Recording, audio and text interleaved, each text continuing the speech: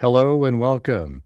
This is Gray Hughes of Gray Hughes Investigates on YouTube. This channel evaluates all aspects of true crime. As you are aware, videos and live streams in this genre often discuss elements of crime that may be disturbing to some viewers. If necessary, take the precautions needed to avoid these feelings. Factual information related to cases is the key to fostering rational true crime discussions. Fortunately, you will find that here. Please hit the like button only once, share the video, and subscribe if you like my content. Thank you very much for watching. Huh? It's a house! 5 brain cells, 4 aren't working. There's mosquitoes the size of bald eagles in that dadgum swamp. Did you hear what I said? 5 brain cells, 4 aren't working. Have you lost the last 3 brain cells, or do you just have cabbage for brains?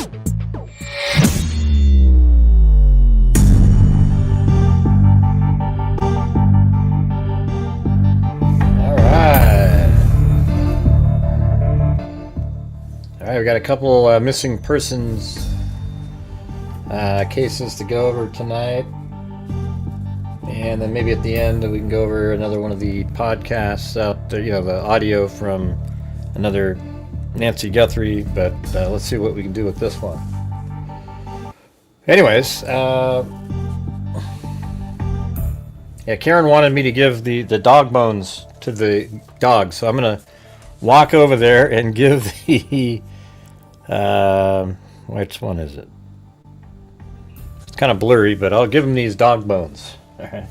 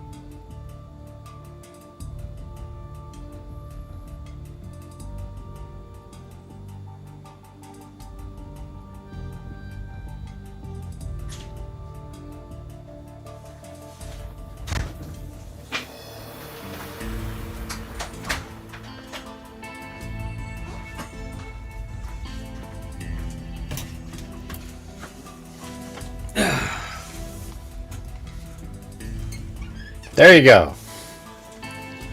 I don't know if they're eating them or what's going on.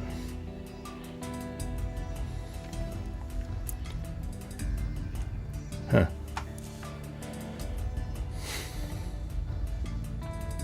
They're probably growling at each other.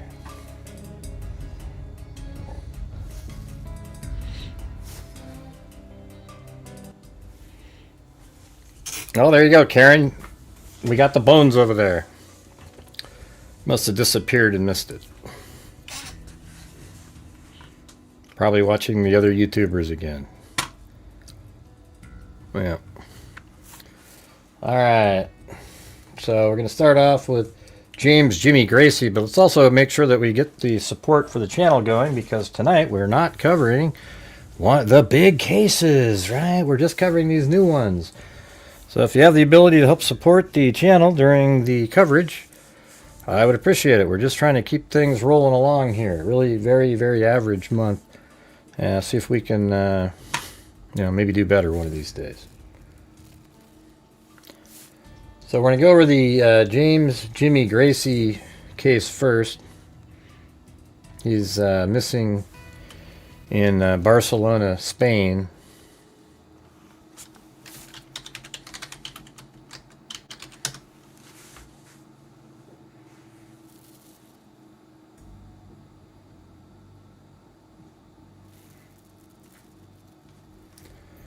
Alright, I got a folder right over here so we can start mapping everything out. I haven't mapped it or anything, I just put together a whole bunch of different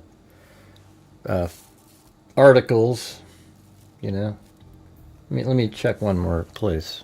really quick.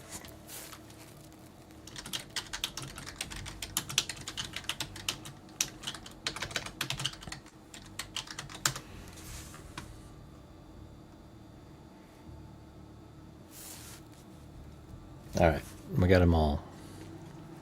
So we're going to go over all these different articles, and then, some of it might be repeating itself, but some it probably won't be, so we can add different elements.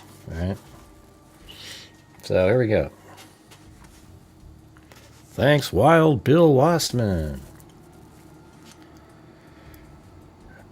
So this is, well, maybe I'll do that one later since it's not even really a...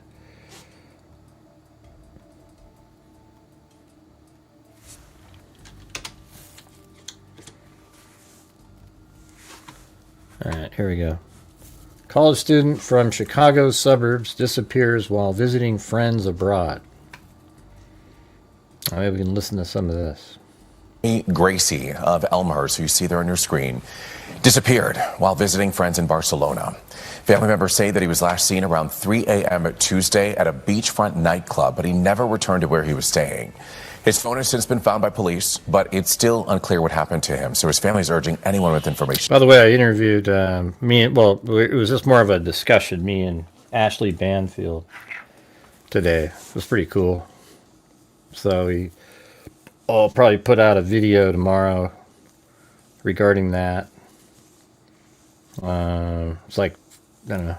You could just sit there and keep talking and, like forever on the case with her. So I'll be putting that out and, maybe check it out tomorrow. We'll see. I don't know what day I'll put it out. To come forward.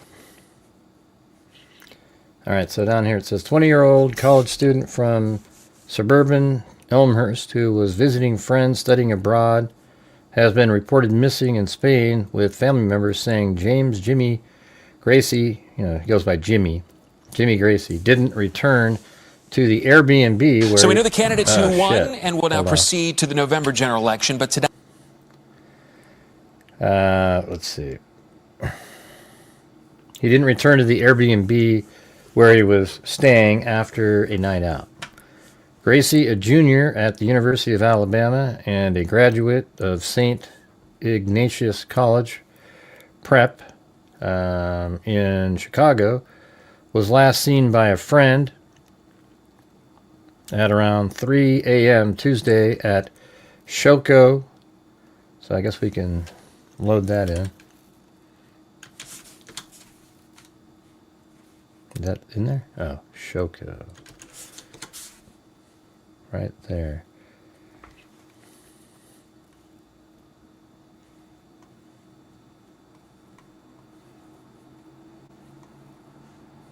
Apparently he was just right there. I mean, maybe it was part of a bigger building. I don't know, but that's what they have.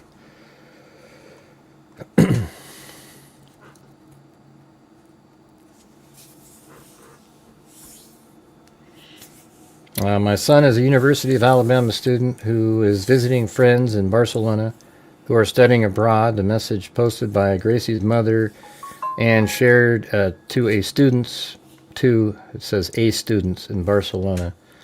I guess the Students in Barcelona 2026 Facebook group. They went to Shoko last night. The police have his phone, but he didn't make it back to the Airbnb. Has anyone seen him? It wasn't immediately clear how police obtained Gracey's phone. In a statement provided by NBC News, Catalonia police said, "We are conducting the initial checks and have taken a report in an open investigation."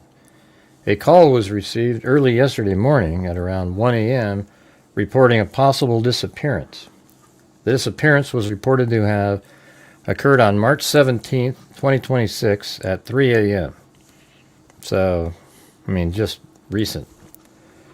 In the Port Olympic area. According to the family statement, Gracey traveled to Barcelona over spring break to visit friends who were studying abroad. He was last seen outside the Shoko, a club in Villa Olímpica area of Barcelona beach, wearing a white shirt, dark pants, a chain with a gold rhinestone cross, the statement said. Family members told NBC Chicago Gracey was in Amsterdam over the weekend and got to Barcelona Monday morning.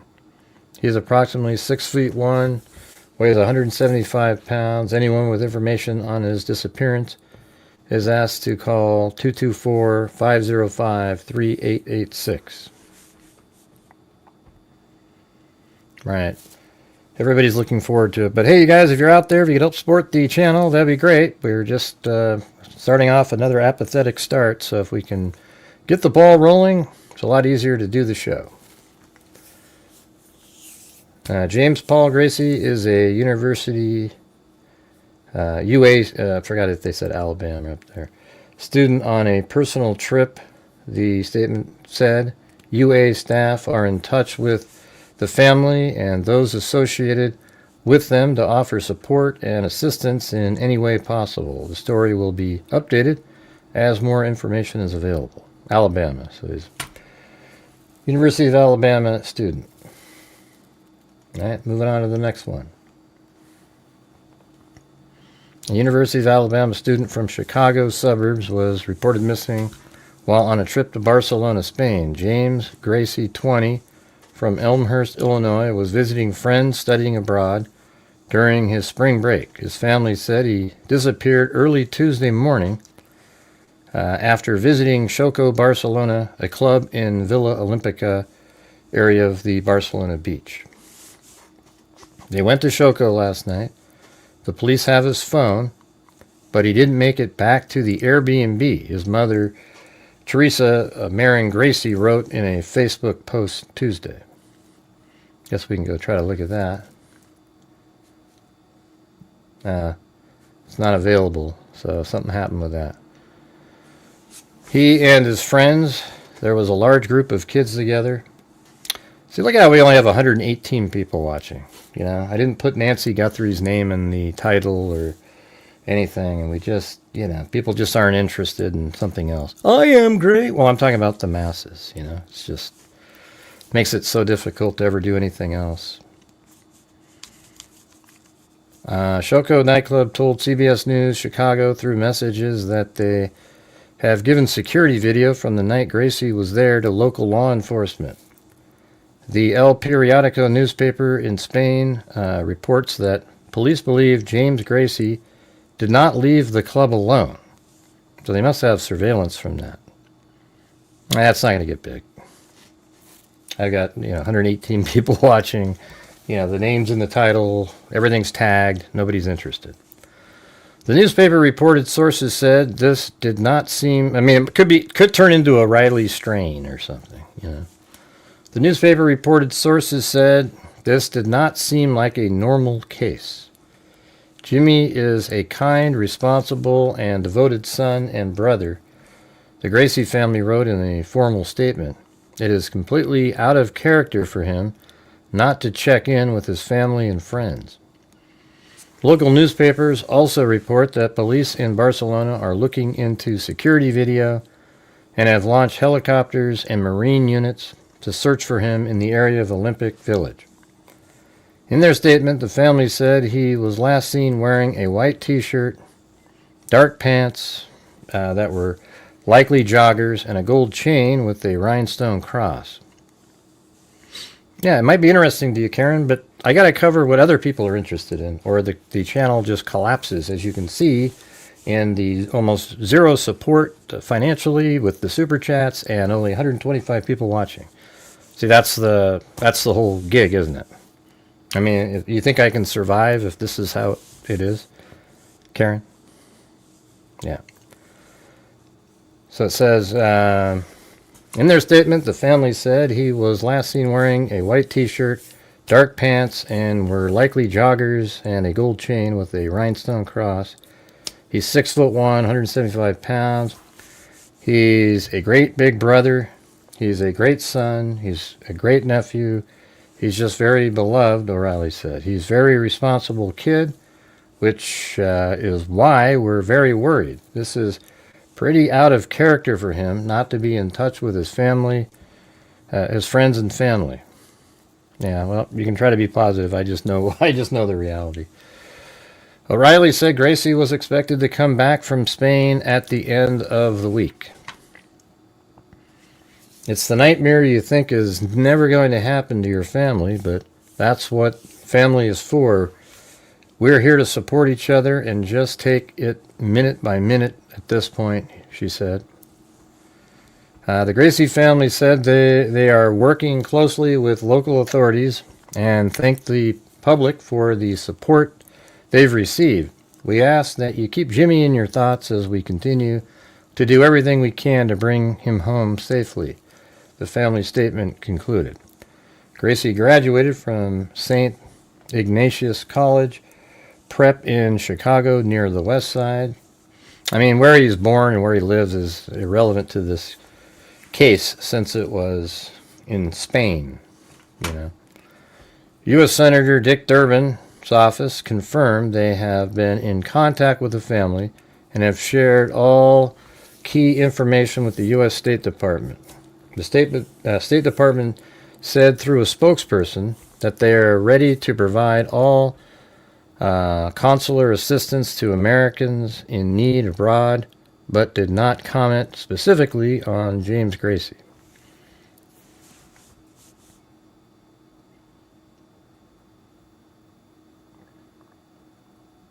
I don't know who Chili is, but hey, you know, he'll be fine. That's just when dogs get older, that's what they get. Blue had a heart murmur. Yeah, you just got to give them medicines and stuff. They don't even feel anything. They don't even know what's happening.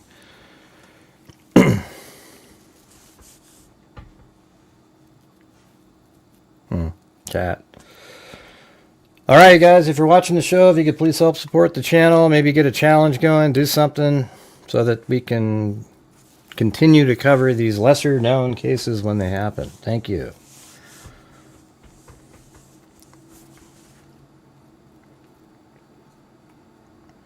Full statement from Gracey's family. Our family is deeply concerned about James Jimmy Gracey, who has been missing in Barcelona since the early morning hours of March 17th. Jimmy is a 20-year-old University of Alabama student. So this was probably like on the 16th here at, 5 p.m. or something.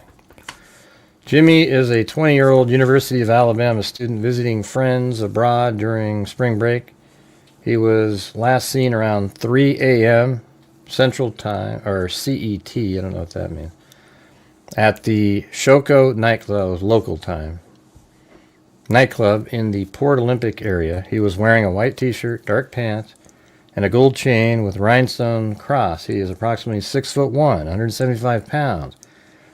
We are asking anyone who may have seen Jimmy or has any information, no matter how small, to please contact 224-505-3886. Jimmy is a kind, responsible, and devoted son and brother. How would anybody know if his parents were rich on this trip? He's just... It might be that he met a girl that, and then because he's from the U.S. traveling, maybe it was a setup or something. I don't know who the person that he was with was.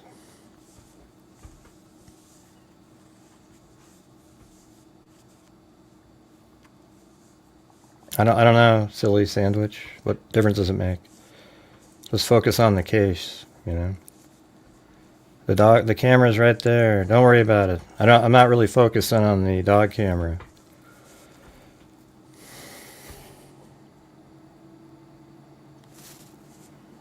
We're working closely with local authorities and are incredibly grateful for the support we have received. We ask that you keep Jimmy in your thoughts as we continue to do everything we can to bring him home safely.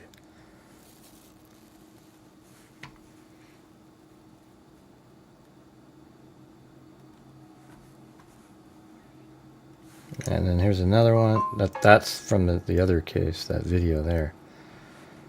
The family of an American student missing in Spain during spring break claimed police found his phone on another person. Wow. And it was likely stolen as they frantically searched for him. So they found it on another person. So they must have been able to track his phone and then got it on another person, but that person hasn't said where the hell they got it. All right, guys, if you're out there, if you could please help support the channel, that would be fantastic. James Jimmy Gracey, 20, was last seen by a friend around 3 a.m. local time outside a Barcelona Xoco nightclub on Barcelona Beach. And right here, University of Alabama student was reported missing after he failed to return to his Airbnb after a night partying. His mother, Teresa Gracey, said in a Facebook post. CNN claims the Catalan police force in Spain is investigating, but it has not yet provided further details. A direct family member told the U.S. Sun on Wednesday morning that James' father, Terrace, has landed in Spain to meet with police and help with the search. His mother is set to join them today after pleading for help on social media and sharing photographs of their son, according to the relative. Thank you, Laura and Bengal. And sorry, you know, when pets get older, they get the heart murmurs. It just is what it is. They're, you know, it's not really that dangerous for them or anything. Let's see.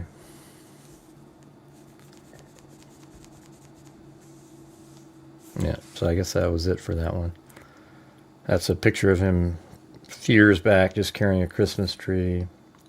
That's what he looks like now.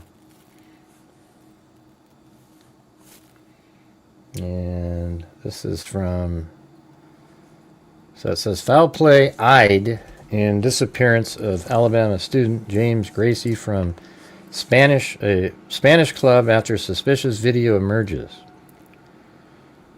Foul play is suspected in the disappearance of a University of Alabama student who vanished after a night partying with friends in Spain, according to local reports.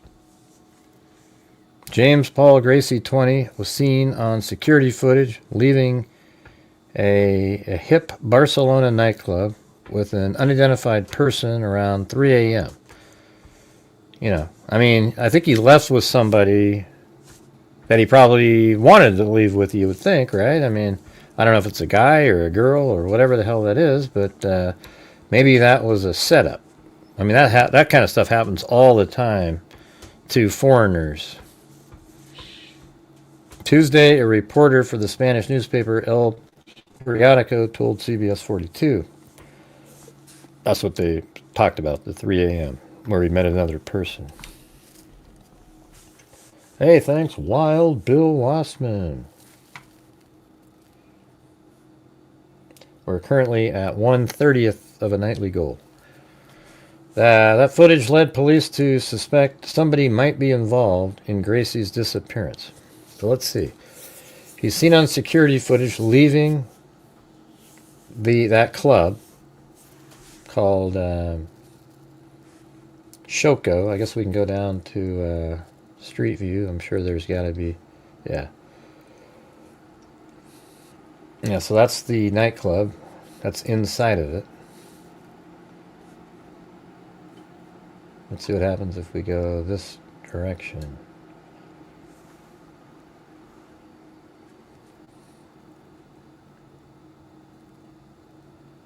Yeah. That's weird. It looks so much bigger in there than that looks. I don't know what's going on there. Does it go down below or something? Is that the... Yeah. So it must be that you go down below. And that's just something at the top.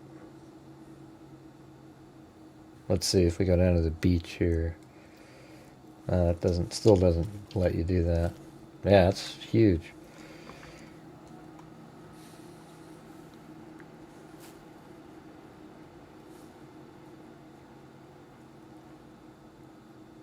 Right.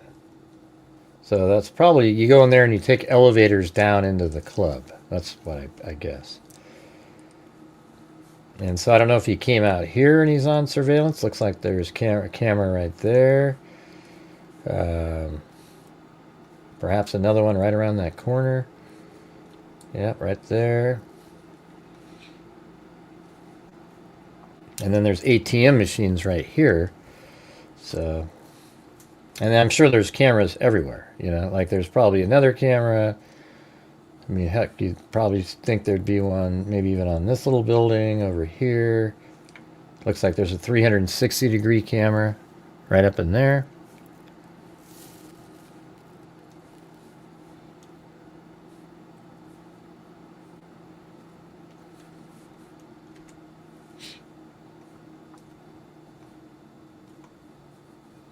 Yeah, so I don't know if, you know, I think the club is all underneath here. It's like huge.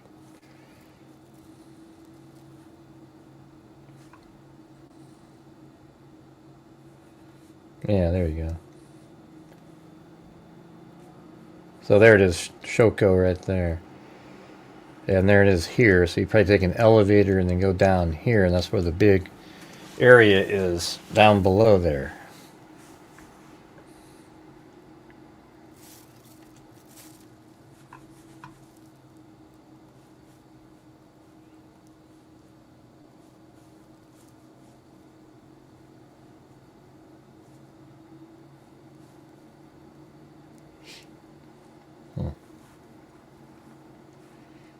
Isn't that weird? I mean, those are actual people that Google Earth was able to film.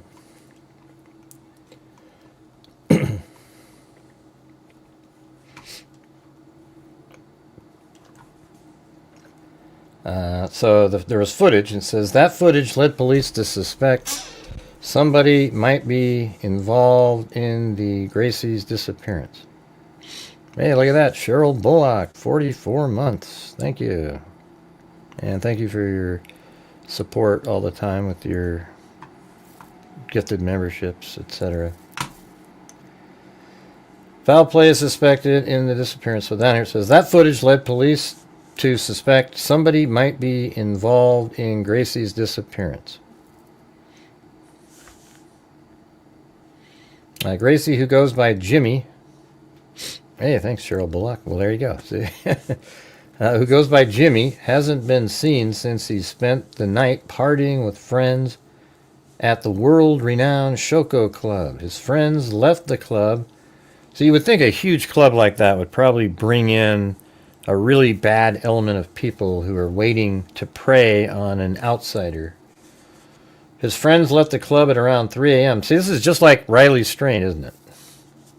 You know, his friends leave, and oh, there's this guy.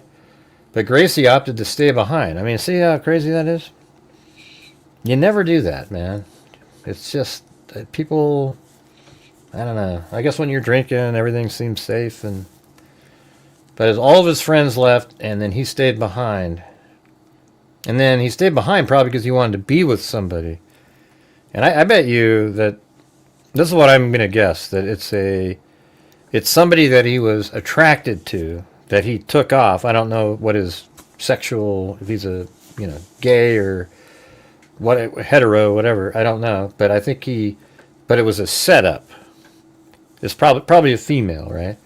And it's a setup. Like she lured him away late at night, quieter, out on the beach somewhere, and then some other people attacked him.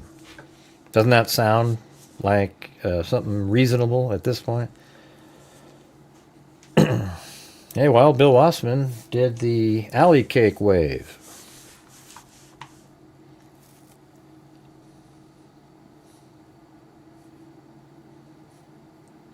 And Gracey worried family said he would never go this long without contacting them unless something was seriously wrong. So up here it says, Gracey, who goes by Jimmy, hasn't been seen since he spent the night partying with friends at the world-renowned Shoko Club. His friends left the club at 3 a.m., but Gracey opted to stay behind. Well, why do you do that? That's because you're interested in somebody. That's the only reason. Honest to God, you guys. The only reason people stay behind later than their friends at a bar is because there's somebody that they're interested in that's still there. Can we get a one? Can we get an agreement there? That's just literally how it works. Just think about your own life. When you ever stayed later, that means you were already talking to somebody and you were interested in them. You don't go, yeah, you're just all drinking and there's nobody there interesting at all, and your friends leave and you go, let me just have another one. See you guys later. Yeah, nobody does that. Okay? Not a soul. I just tell you the truth here. Truth, logic, reason, common sense. And Gracey's worried family say he would never go this long without contacting them unless something was seriously wrong. Jimmy is a kind, responsible, and devoted son and brother. It is completely out of character for him not to check in with family and friends, the family said in a statement. And there's the upper part of the Shoko Club. I think that's probably how you get into it. You know, that's probably like the entry point. That's what I'm guessing.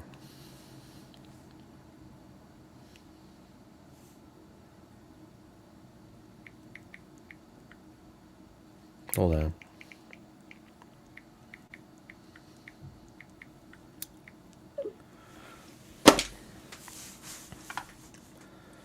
The native of Elmhurst, Illinois, is a junior at the University of Alabama in Tuscaloosa and was visiting friends studying abroad in Spain when he disappeared.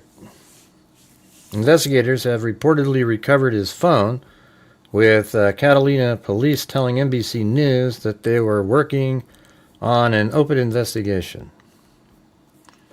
Investigators have recovered his phone with the Catalina police. Okay, we already read that. Searchers are reportedly underway across Barcelona nightlife neighborhoods and at the residence where Gracey was last staying. Well, that's not gonna do a damn thing, according to CBS 42. That's like Spain trying to pin it on the guys he went with.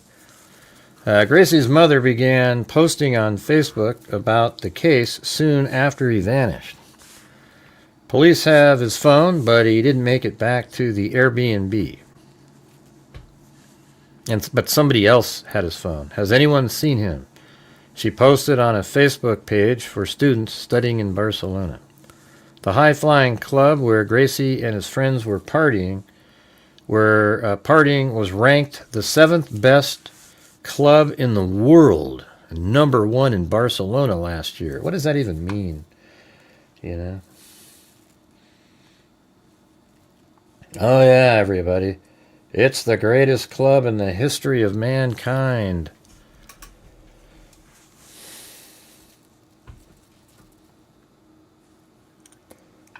The high-flying club, yeah, it's just ridiculous.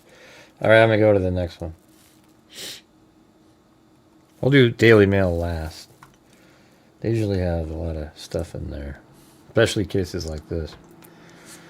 Police now suspect foul play in the disappearance of the University of Alabama. This is CBS 42.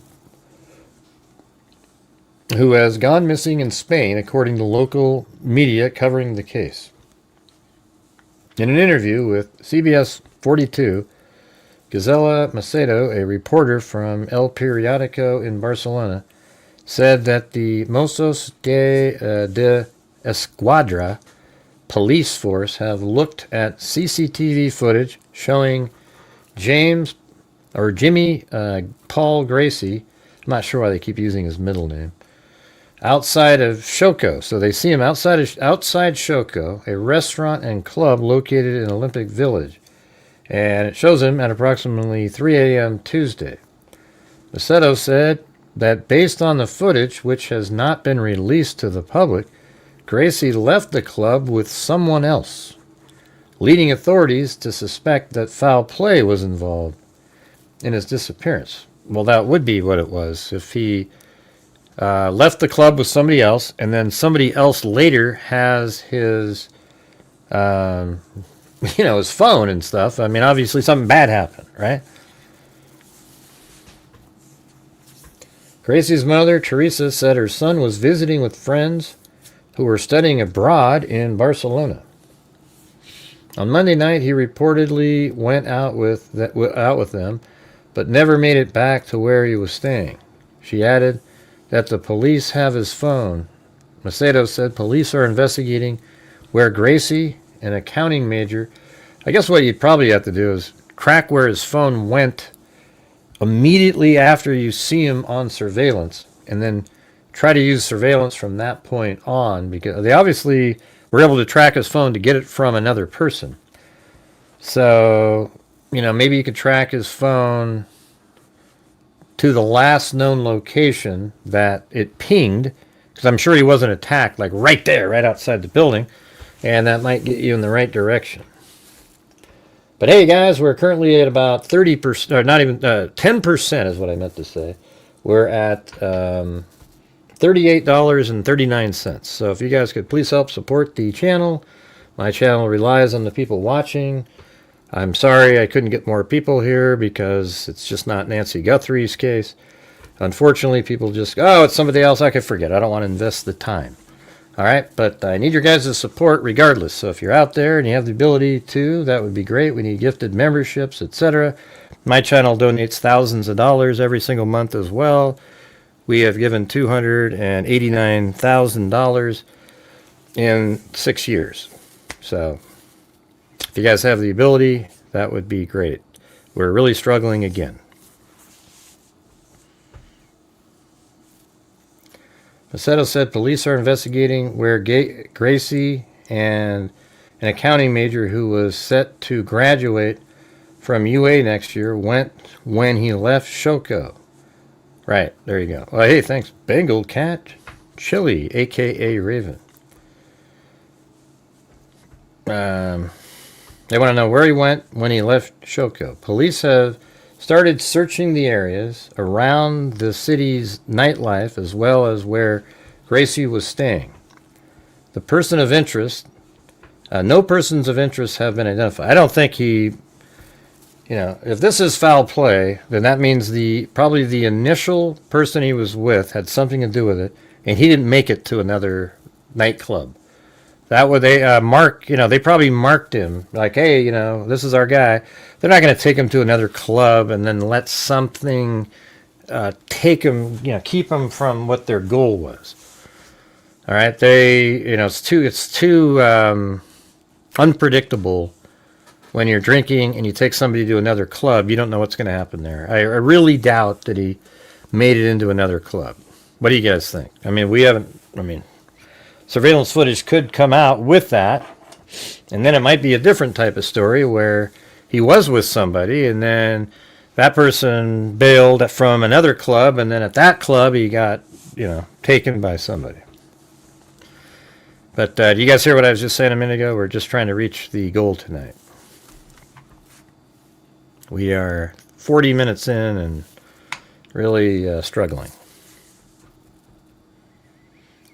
On Tuesday, Teresa posted a plea for help finding Gracey on the Students in Barcelona 2026 Facebook page. Maybe I should go to that. Hey, thanks. The moon made me do it.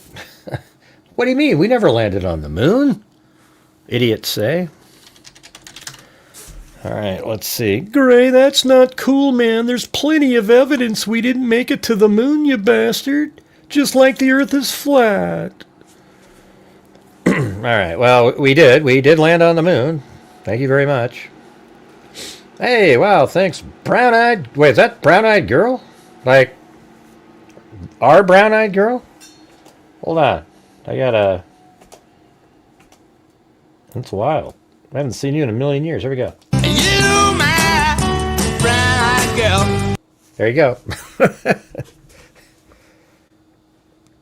Anyways, let's see. I'm just looking for this page. Students in Bar. So everybody is. Oh, that one clown's covering this one too. Oh God, that guy again. Good Lord. All right.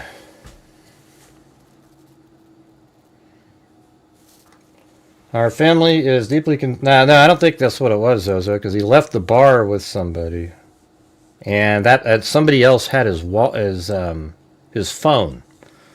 I think he was set up by somebody, in my opinion. And we don't have enough information to really know for certain, but I don't think he just got drunk and fell into the water. As a matter of fact, it'd be hard to do it. You know, because look at how it's set up here. He was seen on surveillance outside here.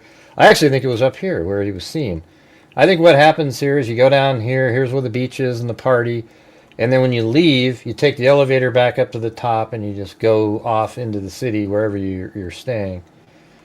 And, you know, the water's way over here, you know. Yeah, I mean, I guess it's possible he came over here and fell in, or somebody shoved him in or something. But nobody said anything.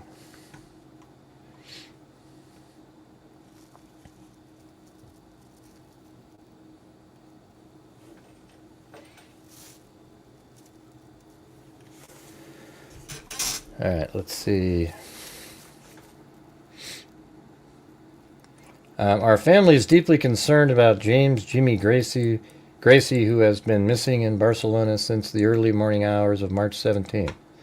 Jimmy is 20 years old, University of Alabama student visiting friends abroad during spring break. He was last seen around 3 a.m. at the Shoko nightclub in the Port Olympic area. He was wearing a white t-shirt, dark pants, likely joggers, and a gold chain with a rhinestone cross. He's approximately 6'1" and 175 pounds. We are asking anyone who may have seen Jimmy or has any information, no matter how small, to please contact 224-505-3886. Jimmy is a kind, responsible, and devoted son and brother. It is completely out of character for him not to check in with family and friends. We are working closely with local authorities. I think we've already read all this. The UA has released the following statement on Gracey. James Paul Gracey is a UA student on a personal trip. UA staff they want to make sure that it's not a sanctioned event, you know. You guys are ridiculous. UA staff are in touch with the family and those associated with them to offer support and assistance in any way possible. But we just want to let you know we really won't be helping at all because it was a personal trip. We want to make sure that you know it was a personal trip because we don't want to be associated with anything that happened to him. So just make sure you know it was a personal trip, everybody. Hey, everybody, James Paul Gracey took a personal trip. It wasn't related to the University of Alabama, everybody. Just make sure that you all know that James Paul Gracey took a personal trip. I just want to make sure that you know that. I'm probably going to type it in every single paragraph for the rest of... It's ridiculous. Why would you even think of typing that in? No, well, they got to check everywhere. Sure. Let's see. Yeah, I mean, it could be in the water. Maybe somebody threw him in there. They got to track where his phone last was. Hey, thank you, Papa Squatch.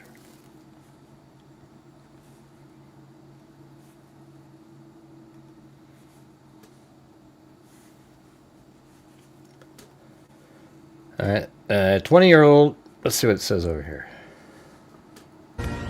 Right now, a desperate search in Spain for a missing American student after friends say 20-year-old Jimmy Gracey from Elmhurst, Illinois, was last seen outside a Barcelona nightclub and never made it back to his Airbnb. Correspondent Garrett Tenney is reporting live on this out of Chicago for us. Hello, Garrett. Yeah, Sandra, the family is devastated over this, and they're really concerned because they tell us Jimmy always keeps in touch with his family. He's the oldest of 5 kids. He's very responsible. So for him to just disappear for several days now is completely out of character. What we know is that Jimmy was visiting friends who are studying abroad in Barcelona. Monday night, they went to a popular waterfront nightclub called Shoko. This is a photo of him from that night. From what the family has been able to piece together, around 3 a.m., Jimmy was talking to an American girl with brown hair when the last of his friends was leaving. Jimmy stayed behind, and none of his friends responsible. So for him to just... Chicago for us. Hello, Garrett. Yeah, Sandra, the family is devastated over this, and they are really concerned because they tell us Jimmy always keeps in touch with his family. He's the oldest of 5 kids. He's very responsible. So for him to just disappear for several... Hey, Sandy, how come you accidentally time people out every show almost? I mean, I understand you're accidentally doing it. I just don't know how you keep doing it. Jesus. He always keeps in touch with his family. He's the oldest of 5 kids. He's very responsible. So for him to just disappear for several days now is completely out of character. What we know is that Jimmy was visiting friends who are studying abroad in Barcelona. Thanks, Mary. Monday night, they went to a popular waterfront nightclub called Xoco. This is a photo of him from that night. From what the family has been able to piece together, around 3 a.m., Jimmy was talking to an American girl with brown hair when... So now we got information. So it was an American girl with brown hair. That makes it less likely, though, that would be somebody setting him up. I mean, I guess. How do they know it was an American? Last of his friends was leaving. Jimmy stayed behind, and none of his friends or family had... At night. From what the family has been able to piece together, around 3 a.m., Jimmy was talking to an American girl with brown hair when the last of it... Okay, well, here's the thing. His friends probably told him that he was talking to this American girl with brown hair. But is that the same person that he's seen leaving with on the surveillance camera? Those might be 2 different things, because the family would have got information from the friends, or the police are working on something related to camera footage. But I guess because it's an American woman, maybe they did go back to where they were staying, because it's not like a local person. That's crazy, isn't it? No, it's not how... It's not a... I don't know how people accidentally do it all the time. His friends was leaving. Jimmy stayed behind, and none of his friends or family have seen or heard from him since. His family is pleading for help. His mom posted his picture on Facebook saying, "My son is a University of Alabama student who is visiting friends in Barcelona who are studying abroad. They went to Xoco last night. The police have his phone, but he didn't make it back to the Airbnb. Has anyone seen him?" The family says it has been hard to get a lot of answers from police, but they believe at some point someone stole Jimmy's cell phone and that police found it when they just happened to pick the guy up who stole it. Yeah, they picked up the guy who stole it. That means they tracked the phone to the person who stole it. But, I mean, let's say he jumped into the water. I mean, he fell into the water. His phone would be on him. So I don't know how somebody would get... It just seems like, what are the odds of, oh, I was out here, somebody stole my phone, and then I fell into the water? It seems like the reason that the phone isn't with him anymore is the same reason he's missing. I would connect the two. Not necessarily that it has to be that way, but it seems like it's way more likely that the fact that his phone is missing is connected to why... I mean, the phone has been found with some other person. The fact that it was found with that other person makes it... is absolutely connected to the reason of why he's missing. All right? I mean, we can all come up with crazy... Well, what if he... You know, it's just... Great. We can do the what if he did this, what if he did that. But what is more likely, just given what we know? What's not clear is when exactly the phone was stolen and if the person who took it was involved in Jimmy's disappearance. Yeah, well, of course. I mean, it's very likely that he's connected, because how would he get the phone from him? A spokesperson tells Fox Digital they are in touch with the State Department and that Jimmy's father has... I mean, I guess if he was just absolutely wasted, he had his phone on the table and somebody stole it and he was like, oh, somebody stole my phone, but he didn't really care. And, it's just, see, that's that what if thing. I think when you have two nefarious things happening, then you got to connect the two. Like, the odds are so low that somebody stole his phone and then he went missing. Just two completely separate incidents, one night. To Spain, he's now in Barcelona. They're related. He's in touch with the police and helping search for his son. Sandra? My goodness, I pray for him and his family. But he's missing. That's just so scary. Garrett, thank you. It's like he got pickpocketed and then he went missing. I don't know. That's what I'm saying. I just feel like it's one of those things like, well, that's just too coincidental.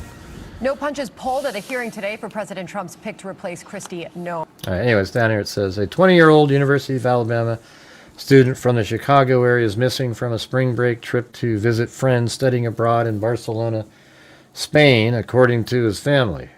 James Jimmy Gracey, I'm sure pickpocketing is probably big over there, you know. Elmhurst, Illinois, was last seen around 3 a.m. after visiting the waterfront Shoko restaurant and nightclub on March 17th.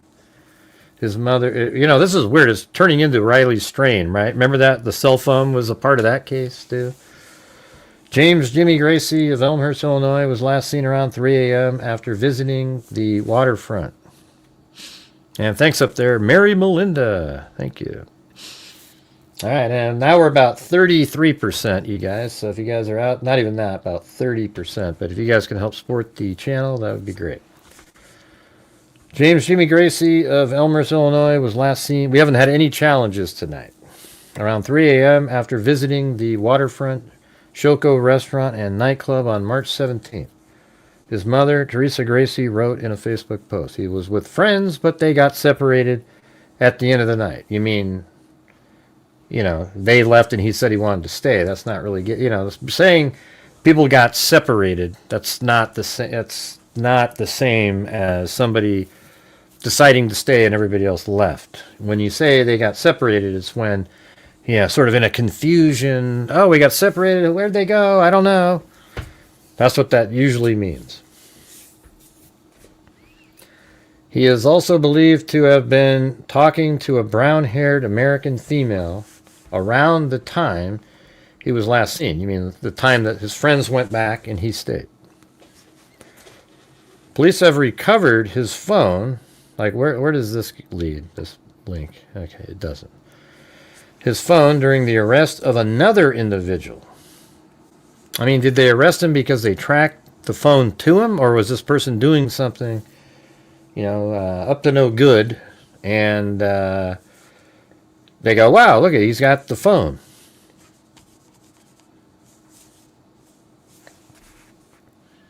A law enforcement source in Barcelona declined to discuss the suspect arrested in possession of Gracey's phone, but confirmed to Fox News Digital that the investigators are now looking through the phone's recent location history. Boom, that's exactly what it needs to be looked at in an attempt to locate Gracey. Hey, thanks, Jim Lawn. I shipped Tony off to the Strait of Hormuz to do something. Okay, well, that's very nice of you, Jim. That's what I just said, Riley Strain, yeah. Twice. The law enforcement source in Barcelona declined to discuss the suspect arrested in possession of Gracey's phone, but confirmed to Fox News Digital that investigators are now looking through the phone's recent location history in an attempt to locate Gracey. He said investigators are looking into people he interacted with. Like they can see him on surveillance inside the bar. They're going back and forth with witnesses, and they're looking into cameras from the area where Gracey was the night he disappeared. This should be really simple to track him. I mean, they've got cameras everywhere there.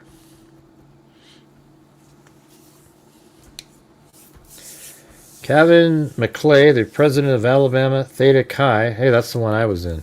Theta Chi University. Or Theta Chi fraternity, I mean, at the University of Oregon. I believe in Theta Chi, and it's got the most cheesy creed you've ever heard. It's so it's not even real. It's just totally bogus, you know. I think it's, I believe in Theta Chi, in its traditions and its ideals. Born a sturdy manhood, nurtured by resolute men. Yeah, right. Ennobled by high and sacred purpose, it has taken its place among the educational institutions of America as a promoter of knowledge, an advancer of culture, and a builder of character.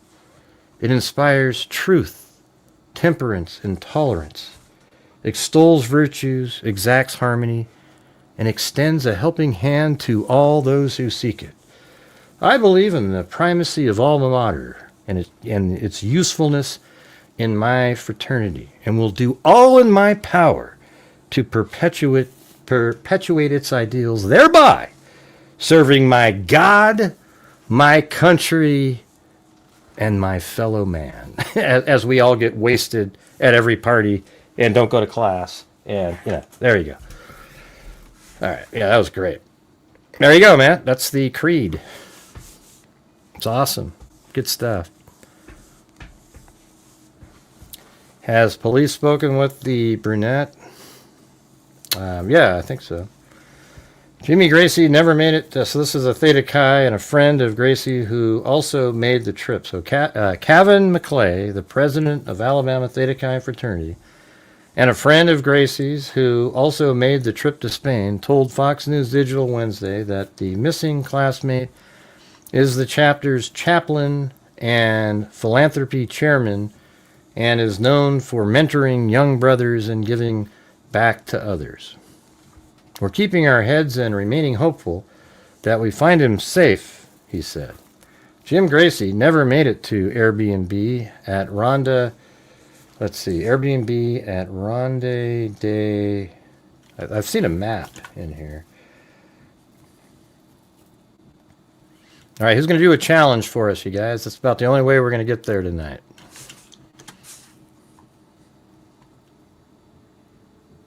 So there must be an Airbnb over here somewhere. That's our street.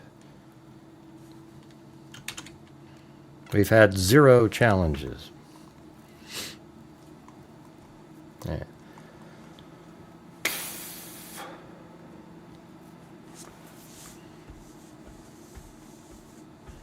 Who are studying abroad during the break? And then down here it says he was wearing a white t-shirt and dark pants, his mother wrote, just a few days earlier and less than a half-mile away near Port Olympic, a female tourist from Hungary reported being robbed of her own gold chain. And remember, he had a gold chain on, by a thief riding a motorized scooter, described as dark-skinned man wearing all black, according to another Facebook post in the same group for expats in Barcelona.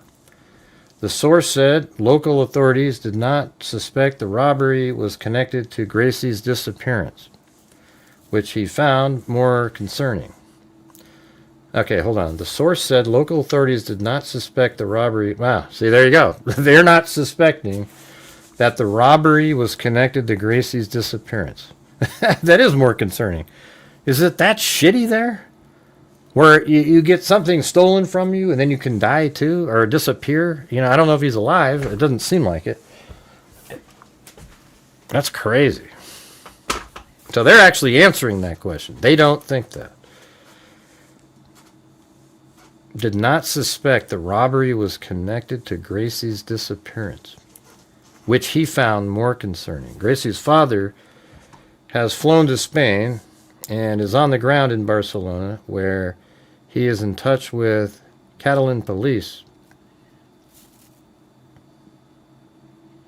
Barcelona authorities have also obtained closed-circuit TV video in connection with the case, the Spanish newspaper El Periódico reported Wednesday, and the family is in touch with State Department officials.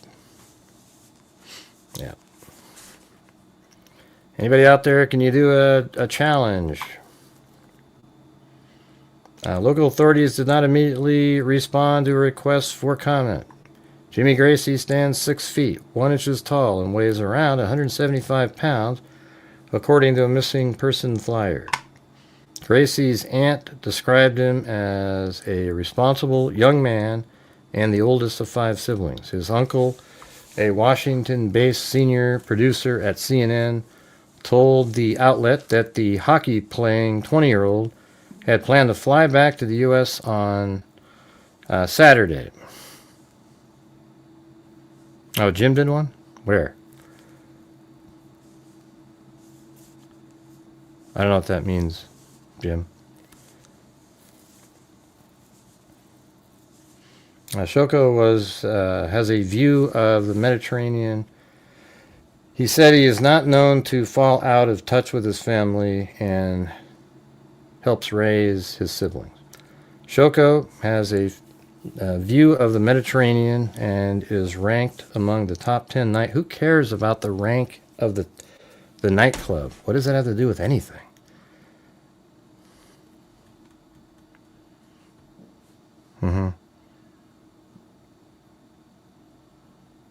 So you mean somebody has to send in a $10 super chat to tell a joke, and then you'll send 10 in too? Those ones, I don't know, man. People don't do those for some reason. But we'll see.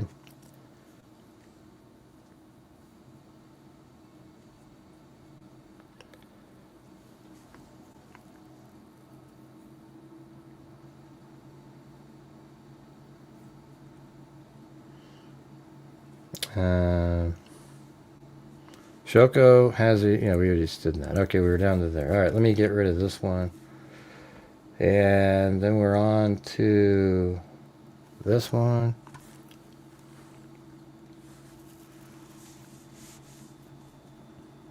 A University of Alabama student missing in Europe on spring break. In almost 48 hours since he was last seen, James Jimmy Gracey is still nowhere to be found.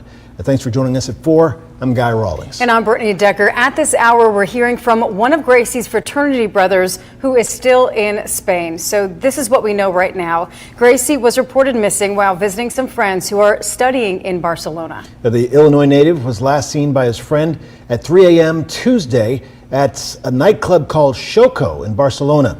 Another friend he was with left Gracey at the venue and says he never returned to his Airbnb. The area police are investigating, and the family says police have found Gracey's cell phone. How that happened is unclear. We have our WVTM 13's Maya Caleb, who has been looking into the story. Maybe they're saying they don't think they're connected to make them feel comfortable. It's so, I mean, I don't know. I guess if they can figure out when his phone was stolen and he's still sitting at the bar and he couldn't pay or something. I mean, it just doesn't make sense to me that they're not connected. For us, and she's joining us live this evening from Tuscaloosa with what she found out. Maya, you actually spoke to a friend and fraternity brother of Gracey. What did he say? Guys, so Gracey's friend... Although, Riley Strain, like I was saying earlier, has the, his wallet was found by somebody, and that wasn't connected to him being missing either.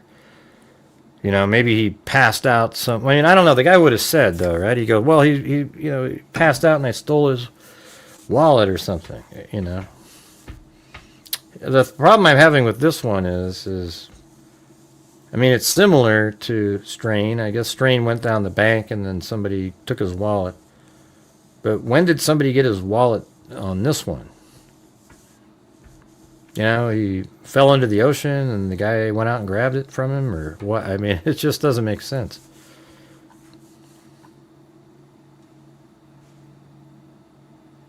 Yeah, the joke was somebody has to send in $10 super chat joke, and then Jim will match it if he laughed at it.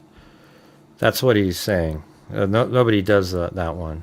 One time somebody did it, but...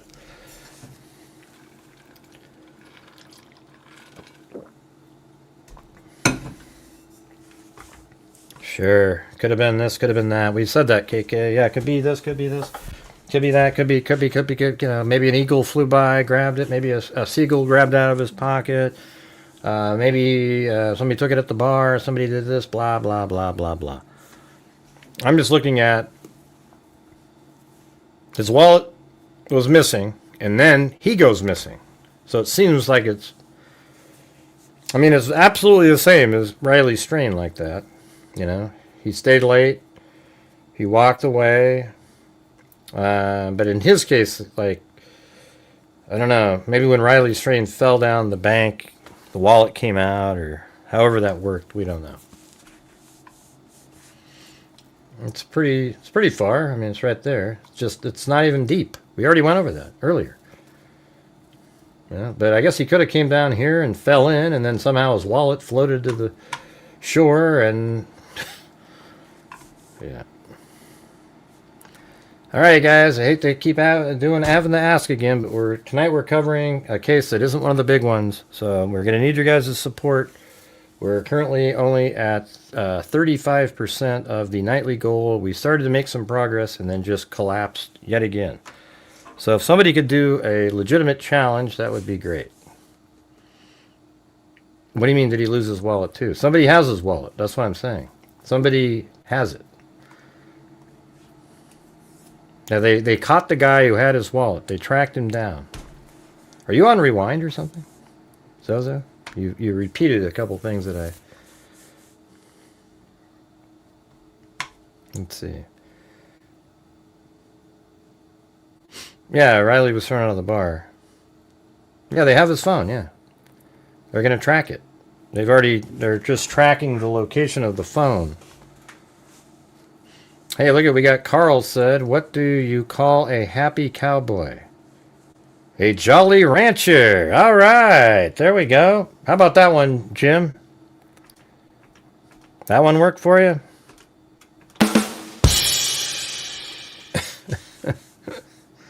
Jesus. Know what? Well, I mean, you brought up Riley Strain. They have his phone. I don't know if I thought they just said they had his phone.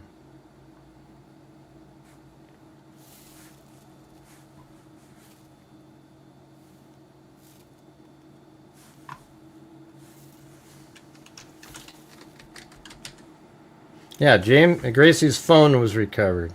I don't know anything about a wallet. It might be that his wallet was... it seemed like I read somewhere else that they had more. I'm going to go ahead and go to this last one, though. That we were just on. Let's see what it says in here. Thanks, Jim Lawn and Carl. Right now we are at about 40%. A close friend and fraternity brother of University of Alabama student missing in Barcelona is speaking out. He said was reported missing while visiting friends over the break who are studying abroad. He's a great person. He's a great guy. Yeah. I mean, these kind of things don't help anybody. It's just, sure. He serves as a mentor. Yeah. How about you tell us what was going on that night? That would be the helpful thing. What began as a spring break trip for Gracey and Macleod's friend group. Hey, Jessica, here's another joke. You might have to match, Jim. Here comes another one. You might have to match it. All right, it says, Jessica said, 2 hunters. Hold on. I'll put it up on the screen. 2 hunters see a beautiful blonde woman in the woods. One asks her, are you game? She says, yes, and the other guy shoots her. Okay, Jim, that's another one. That was a good one. All right. Even I laughed on that one. That was pretty good. Hey, I don't care if you didn't like it, LOXI, all right? Nobody cares. All right. Well, hey, see if somebody else has another joke. All right. That was a good one. Are you game? Sure. Oh, that was pretty good. All right.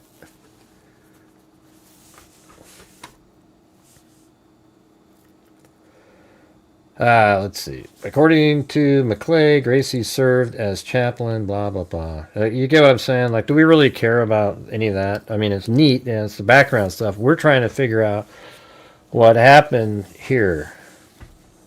What began as a spring break trip for Gracey and Macleod's friend group has since turned into an urgent search effort involving multiple agencies. It's tough. We're doing everything we can to keep our heads up and remain hopeful that we find him safe. But it's a tough time, and we're scared, said Macleod. His dad landed here this morning. We've been working close. Remember that? I mean, it really is similar to Riley Strain, isn't it? Remember his parents showed up in that one. Another fraternity thing. I mean, it's the same damn thing, Been working closely with local authorities and Senator Britt's office, the State Department, U.S. Embassy here in Barcelona. Gracey's family released a statement asking that any information about his whereabouts be shared in hopes of finding him. All right, now we're going to go do the Daily Mail one. That's the one that usually has a lot of pictures and different stuff, you know. I think that was a picture from that night right there.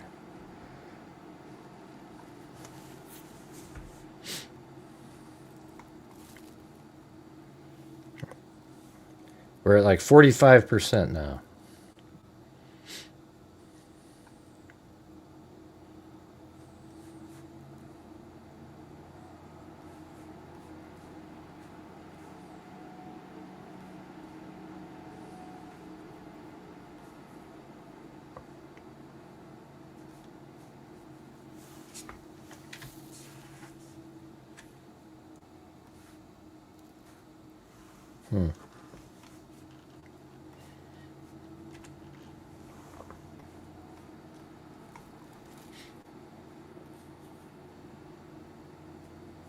Yeah, that was up there.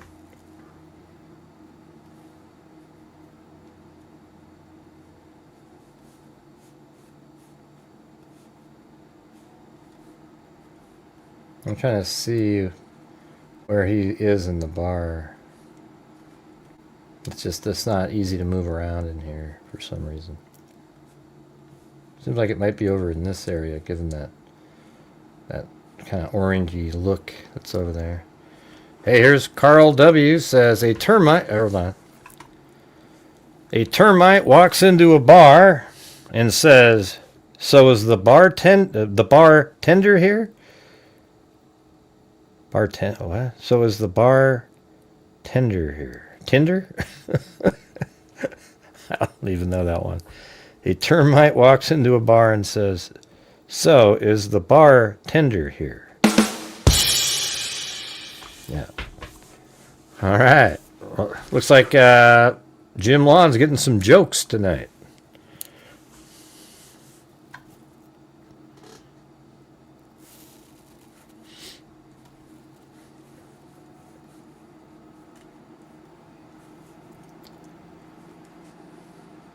All right. Hey, all right. Thanks, Jim, for matching all those. All right, who's telling some more jokes? Teresa, Marin, Gracey, student in Barcelona. My son is... That's the post that was out there on the Students in Barcelona page. All right, let's see. An American student disappeared from a nightclub during a spring break trip in Spain, prompting his desperate mother to issue a plea for help. Jimmy Gracey, 20, a junior at the University of Alabama, was visiting friends studying abroad in Barcelona. He was last seen by a friend on Tuesday around 3 a.m. local time at a beachfront nightclub. His friend, it only has, it's not plural. I don't know, the other articles seem to mention friends, His friend left the club, but Gracey stayed. He has not been seen since. Teresa issued an urgent plea for help in the search for her missing son yesterday morning in a Facebook post. The police have his phone, but he never made it back to his Airbnb. She pleaded with anyone who may have seen him to come forward and contact her. Gracey was wearing a white t-shirt and dark pants, likely joggers, as well as a gold chain with a rhinestone. I wonder if that gold chain created a problem. Cross when he disappeared. So this is him.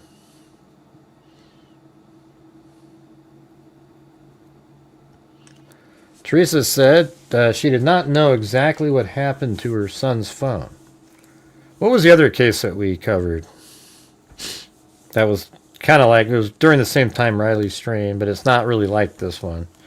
I still think there was something more to that one. The guy that was found in the sewage thing. Hey, Tracy Von Brott said, "What do you call a bear with no teeth?" A gummy bear. Hey, there's another one for you, Jim.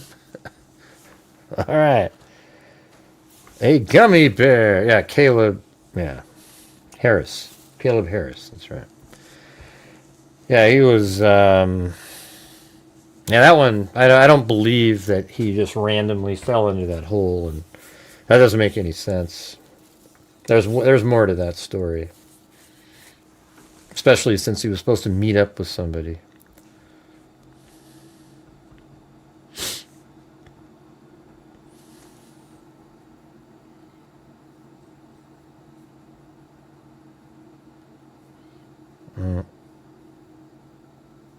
Tenderwood. Are you taking off, Jimmy? Jim Lawn? I don't even know if I have the I don't have live chat on. Oh, I guess the challenge was over. Well, yeah. Well, he matched 3 of them, so that was nice of him. But, yeah, we could definitely, I think right now we're at about 58, something like 60% now.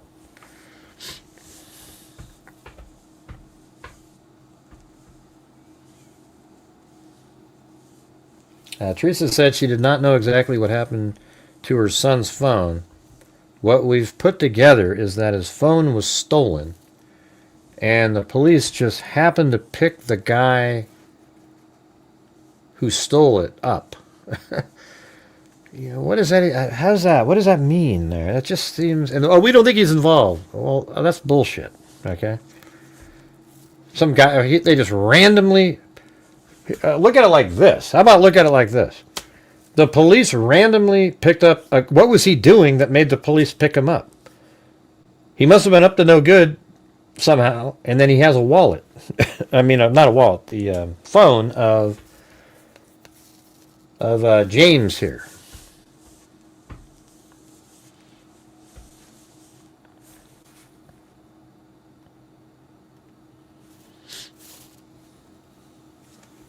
I don't know, man. That's just, I don't know. That's weird. Yeah, maybe that's what he does every night. No, I didn't say it was thrown away, Gene. I didn't say that at all. It says what we've put together is that his phone was stolen, and the phone just happened to and the police just happened to pick up the guy who stole it. Well, they picked him up for something. So maybe he's a guy that's notorious for stealing shit. And I mean, man, what an unlucky... This is like the Delphi case, What an unlucky night that is. You have your phone stolen, and then something really bad happens to you right after you have your phone stolen. I don't know. It's hard to believe in coincidences like that. And then before that, you have your phone stolen, then you go missing. Gracey was staying at an Airbnb on Ronda de Saint Perry, one of the city's main roads. The distance from Shoko to his tourist apartment is roughly 3 kilometers. He never made it. Yeah, let me...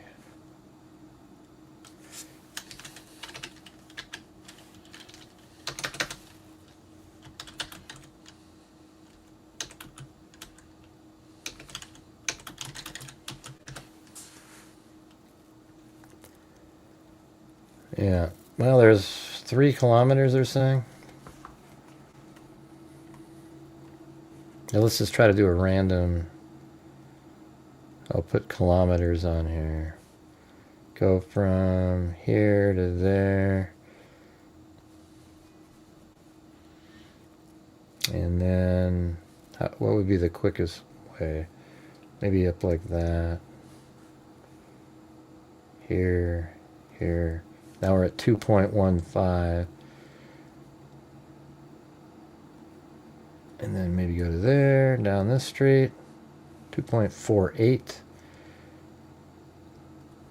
That's 2.92, and that's looks like maybe an Airbnb there.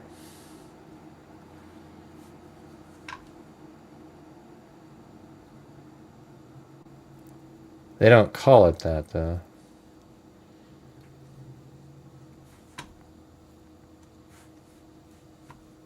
That's 3 kilometers, though. So maybe it is, like, right there, maybe? I don't know. We'll just put a pin.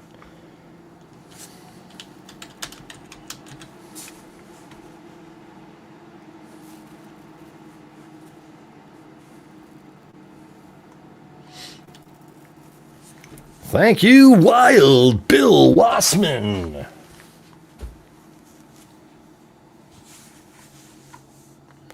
Hey, it's Creola Bella. Good to see you.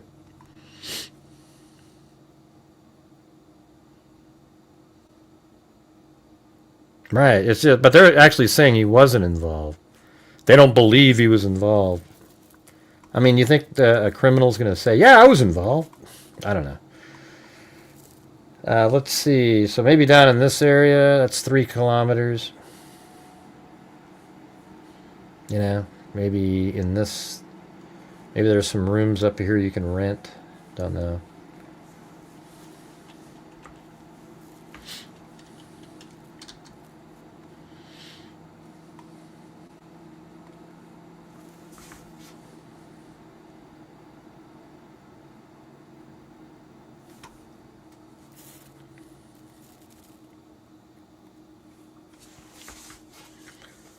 Let's see. She claimed that law enforcement has discovered Gracey's phone when they searched the guy. However, Teresa added that police had not shared details with the family. Gracey's father, Terrace, has already traveled to Spain. Teresa will likely join him soon. Xoco is a bustling beachfront nightclub along Barcelona's La Barceloneta seaside neighborhood, known for its Mediterranean views and popular among locals and visitors. It has been ranked the 7th best nightclub in the world by Nightlife International. Boy, that's so interesting. Gracey was staying at an Airbnb on Ronda de Saint Pierre or Perry, or whatever the hell the word is, one of the city's main roads. The distance from Xoco to his tourist apartment is roughly 3 kilometers. He never made it back from the club. Here, let me just... Airbnb on...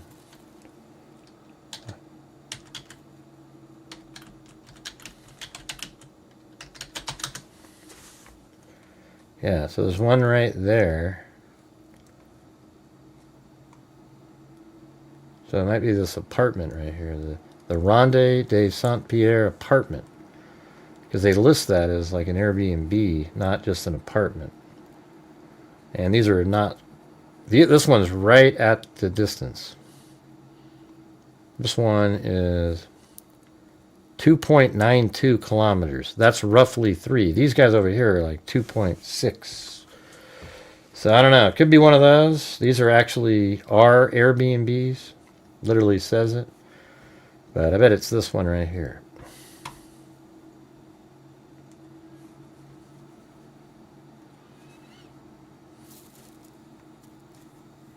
All right, we've only got 11 memberships tonight. That's one of our lowest nights in a long time. Wonder if we can get a challenge going on that. That would help out. That would get us to like 70% if we could get a challenge of some sort. We haven't had one other than Jim's.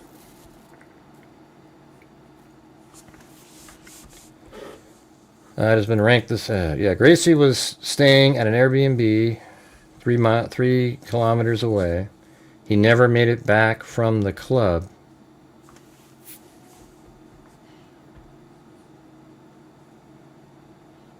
That's when they were in Amsterdam before, over the weekend, and got to Barcelona on Monday. Family members said Gracey had been in Amsterdam over the weekend and then got to Barcelona on Monday morning. Gracey disappearance is being investigated by the Mossos, the police in Catalina Police Force, we are conducting the initial checks and have taken a report in an open investigation. A call was received early yesterday morning at around 1 a.m. reporting a possible disappearance. So that means they waited a whole 24 hours later. He went missing at 3 a.m. and then the whole next day, and then 1 a.m. they reported him missing. Maybe they thought he'd run into him at the bars.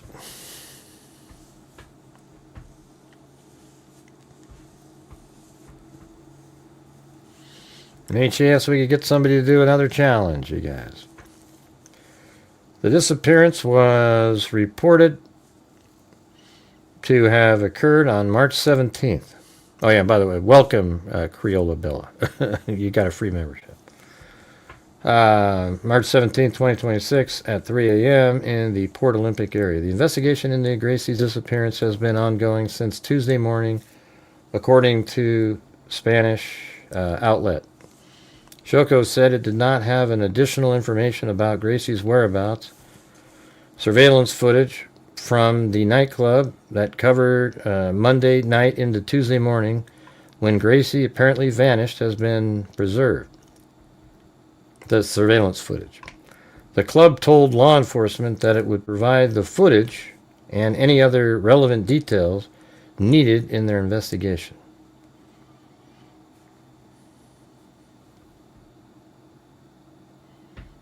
Yeah. See, we're trying to reach the goal tonight, you guys, so that makes it so that I can do these other cases, right? This is where it gets difficult when it just makes it hard. Gracey was in Amsterdam over the weekend and arrived in Barcelona on Monday morning, according to family members. He is from the Elmhurst suburb of Chicago, Illinois, but attends the University of Alabama in Tuscaloosa, where he is part of the Theta Chi fraternity. A post from November said he had been elected onto the Brotherhood Executive Board as a chaplain. The University of Alabama, via a spokesperson, said James Paul Gracey is a UA student on a personal trip. UA staff are in touch with the family and those associated with them to offer support and assistance in any way possible. Gracey is described as standing about 6'1", weighing approximately 175 pounds.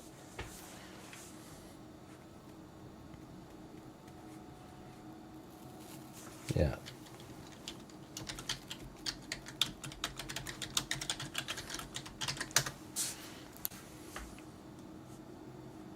Oh yeah, that's what I was looking at.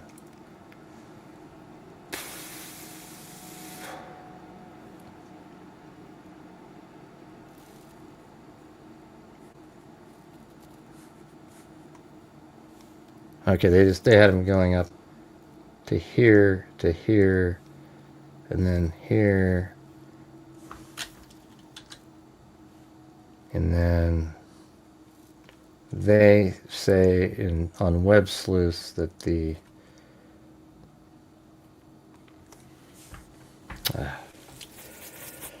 man, I don't want to have another one of these nights.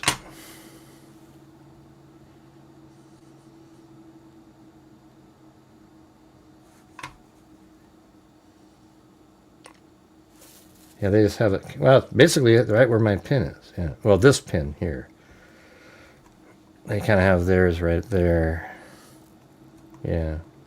And there was another set of Airbnbs right there. Don't know.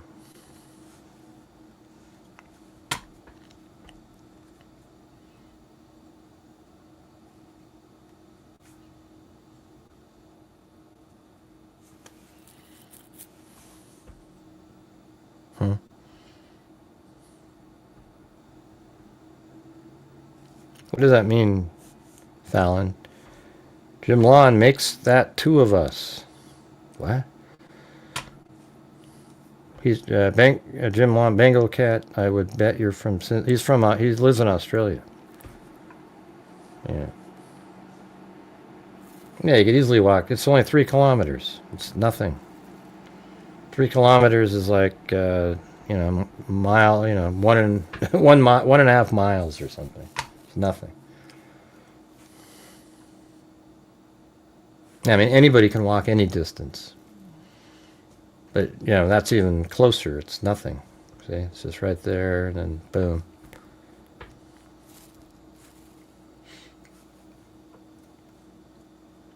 I don't know if there's any other information on this, but so far at 3 a.m., he left his friends at the bar, or, you know, friend, they left him at the bar, and then he's seen talking to an American woman probably right before his friend left the bar, and then he's seen walking with a person. We don't know if it's the same person that they're referring to.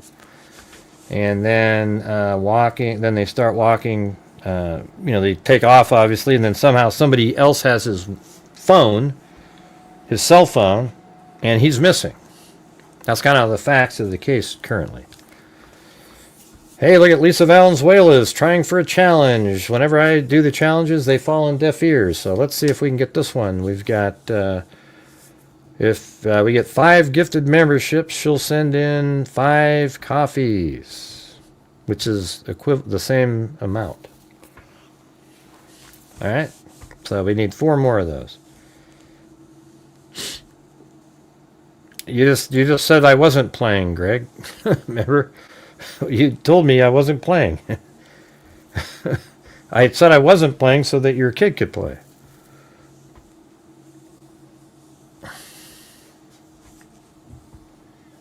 Right? You remember that, Greg? Yeah.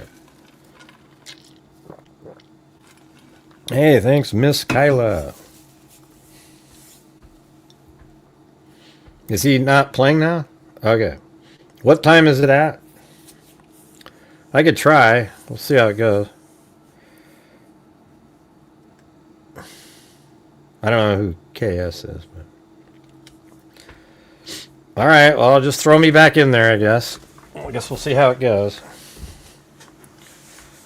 It is a load of shit, Sozo. I mean, some people, you know, when they're in fraternities, they make good friends and they're friends with, but I think the whole Greek system is just ridiculous. I'm not a fan of it at all. But hey, me and Greg White, you see right there, we're in the same fraternity, the same creed that I just rattled off with flawlessly. He was at Oregon State and I was at University of Oregon. They are a load of crap.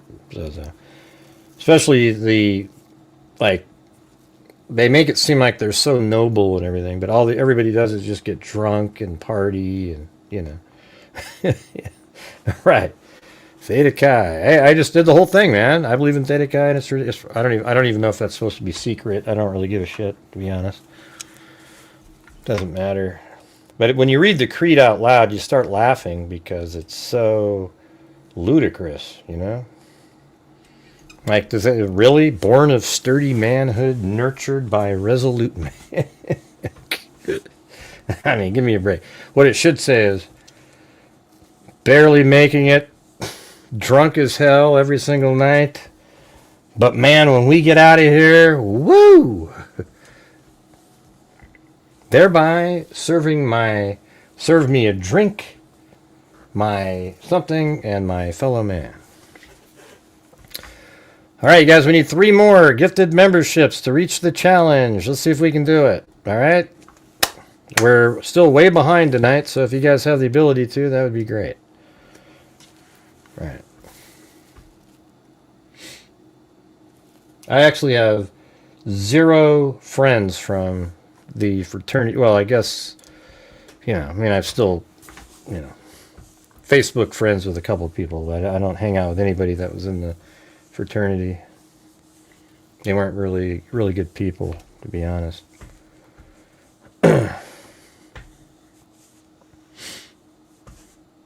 Man, is this one of those nights again, huh? We need 3 more gifted memberships, you guys.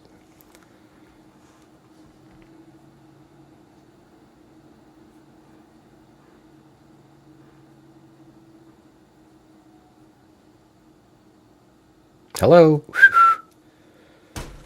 Nobody's chatting. Nobody's doing anything. All right, I'm going to switch over to a different case.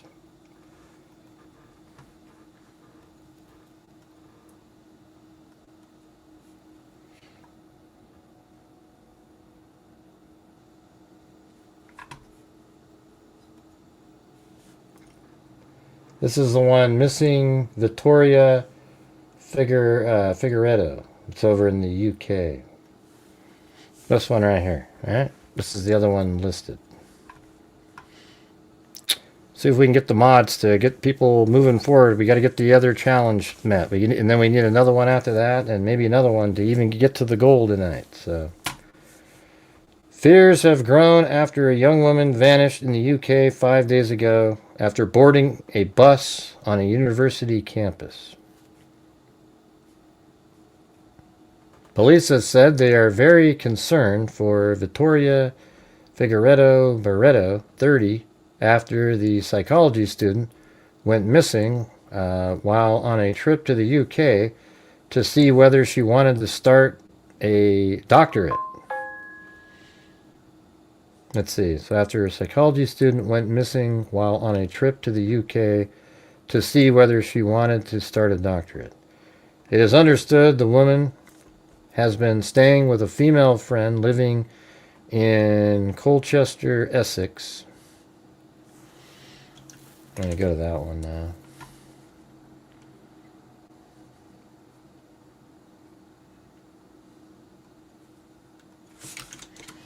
Alright guys, we need 3 more gifted memberships to reach the challenge. It really helps support the channel doing that because then I'll get 5 coffees as well.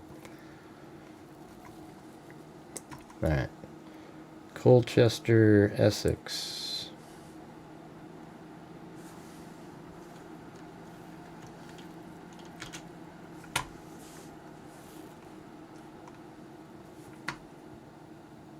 And just let me go over the story. Don't go, oh, I saw this one thing. All right, let me just go through all the stuff. And at the end, if you see something that we haven't done, then let me know. All right. Well, look at Greg White had to jump in by gifting 1. We need 2 more, you guys. Thanks, Greg White. Come on, you guys. Police have said they are very concerned for Vitoria, 30, after the psychology student, so she's a psychology student, went missing while on a trip to the UK to see whether she wanted to start a doctorate. It is understood the woman had been staying with a female friend living in Colchester, Essex, and had been reportedly taking part in some research and academic training activities at the University of Essex.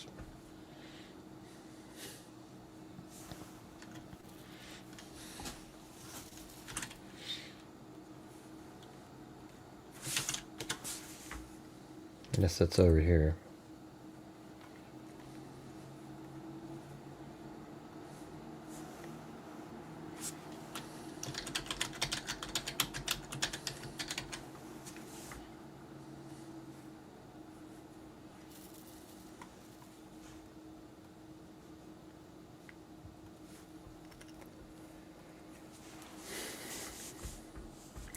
Vitoria's friend have now shared a disturbing theory after the woman, originally from Brazil, was last seen near a week ago. One of the woman's friends claimed CCTV footage showed the psychologist getting off of a bus, heading towards, let's see, Brightlingsea Harbor in Essex. Let's see where that is.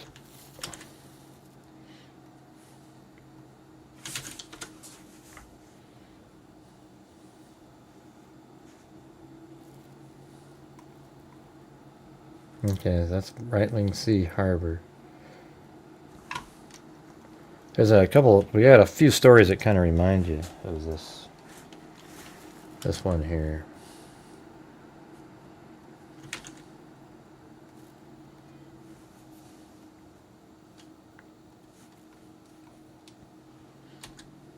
And then there's this footage right here of her on this bus. You see this? Like getting on a bus.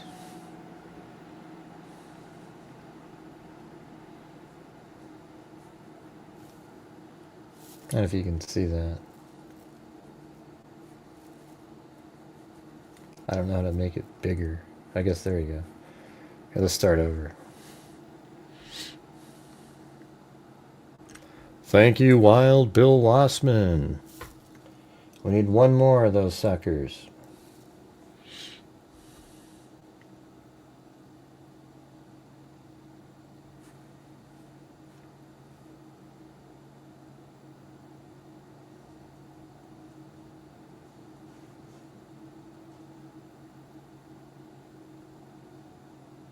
But there's no audio or anything. Yeah, New Zealand would have some good fishing out of there.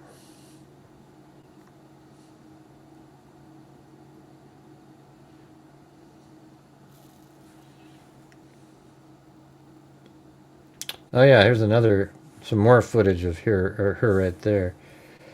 Where do they say that's from? I wonder if I could just... Is that her waiting to get the bus or what?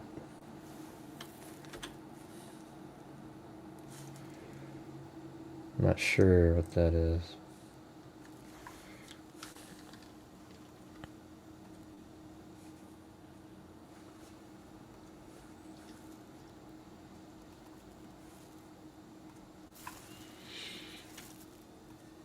All right. Detective Superintendent Anna Granger, in a new update on Sunday, said Vitoria's been missing for almost a week now, and every day that she's missing, our concern for her grow. We have been studying CCTV. We've got officers going door to door in the area she was last seen, and we've been speaking to her friends and family. All right, guys, we need one more gifted membership to reach Lisa's goal from a long time ago. Victoria, if you're reading this, please get in touch. We just need you to know. We just need to know you're okay. I need anyone living or working in the Brightling Sea area to check their CCTV doorbell or dash camera footage to see if they may have captured her movements.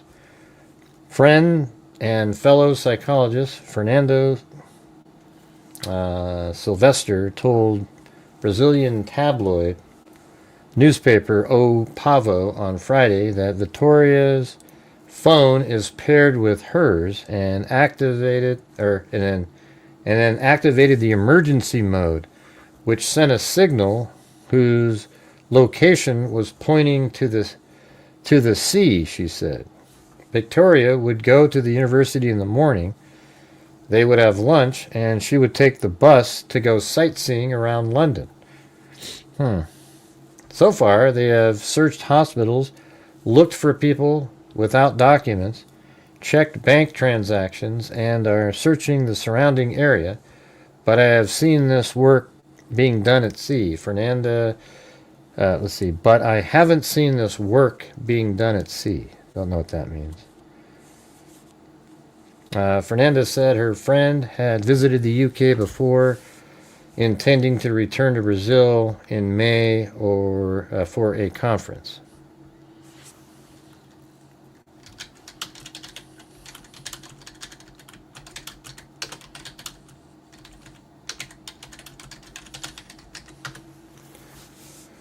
She added, Vitoria speaks at least 4 languages, is very charismatic, and knows how to get by. She has traveled internationally several times. Fernanda, according to another Brazilian outlet, said she feared Vitoria could have been the victim of human trafficking.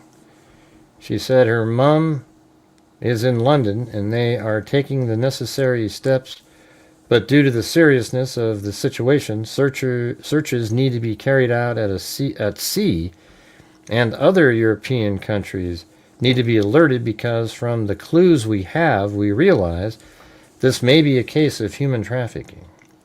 Essex police shared their first appeal on Thursday and said we're looking for Vitoria Barreto, who is missing from the South End area. Vitoria is 30 years old and is white, of medium build and height, and has long brown hair. She was last seen at the University of Essex campus in Wivenhoe, Colchester on Tuesday, and we believe she boarded a bus to Brightling Sea the same day. She was last seen wearing a dark coat, a blue turtleneck jumper, light blue jeans, and black trainers. She was carrying a white shoulder bag with the words "People over Profit." We've worried about her and need to check to see if she's okay. In today's updated appeal, they wrote 30-year-old Victoria was last seen boarding a number 87 bus in Boundary Road just after 1 p.m. I don't know, where's that? All right, guys, can we just try to get that one last gifted membership? Notice how I've had to literally ask like 14 times, but it seems like it'd be pretty simple. That's Boundary Road way over there.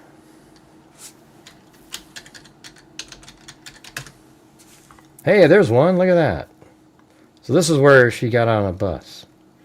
Thank you, Zozo. Hey, we made it. Let me see if I go out here. If I can... You know, that one picture, I think, is what we're looking at, right? This one right here. Yeah, let me just see if I can see that. I wonder if that's what that is.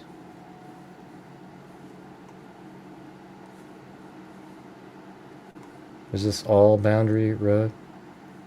Or just that? Thank you, Zozo.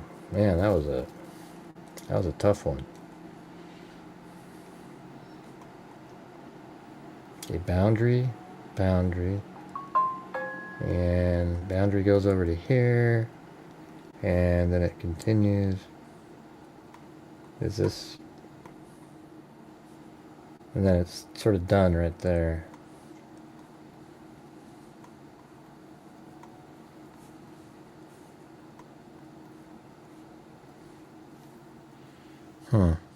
Yeah, I don't even know if that's where she got on a bus, or is that where she...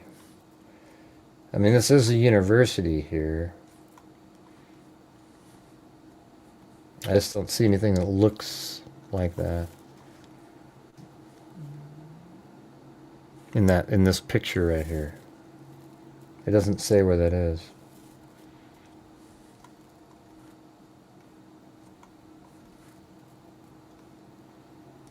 Man, then maybe it's more where she got off over here. You know, is that where she got off the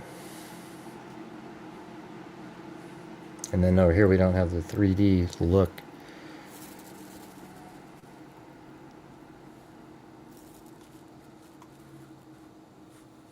I don't know. Let's see. No, that's not gonna be it. It's gotta have a grass. There's gotta be grass near it.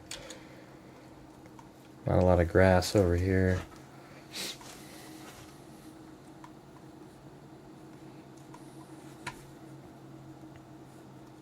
Maybe there's a map out there.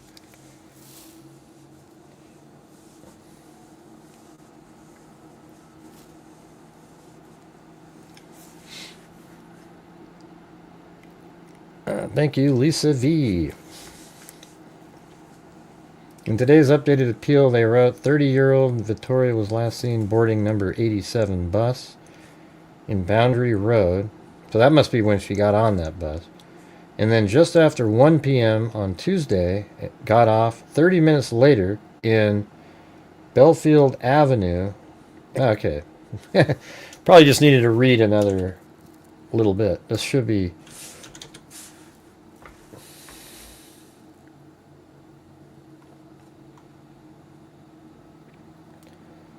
Okay, and then does that stop right there? Okay, I think we can get this dialed in here. Let's see. Let's go down to Street View. Oh, yeah. Hold on. I bet something will match up somewhere on this. I'm going to keep going.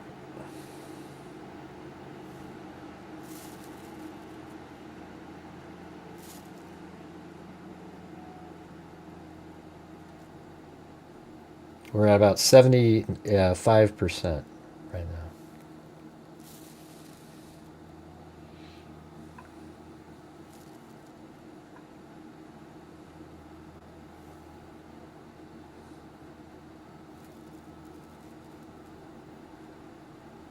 That's where she got on the bus.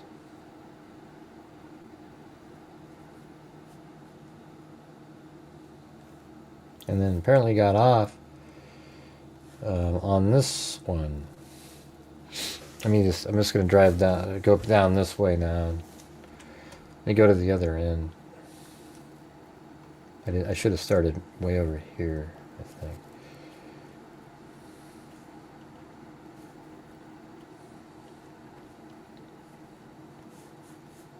Now, didn't we already do that?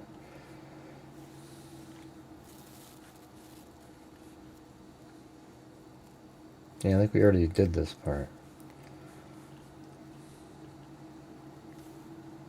I mean, it definitely looks like it could have been in this area, but... Let me go over here. Maybe they're just talking about right here. Ish.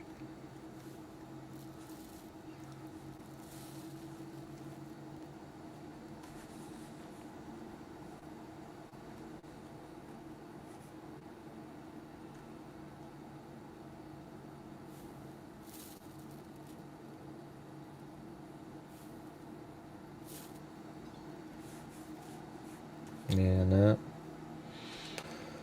I don't know. Supposedly on that road there, but we went up all the way down that road and there wasn't anything. It should be like a short building and then another. Like that sort of looks good. Let me just try that. So I don't know. They could have been somewhere else.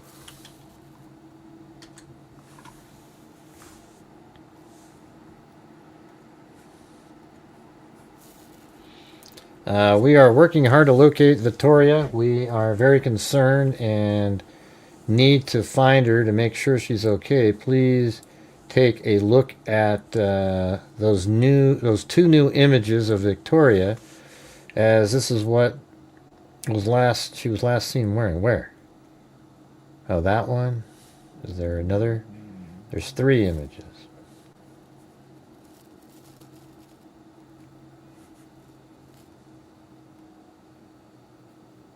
Okay.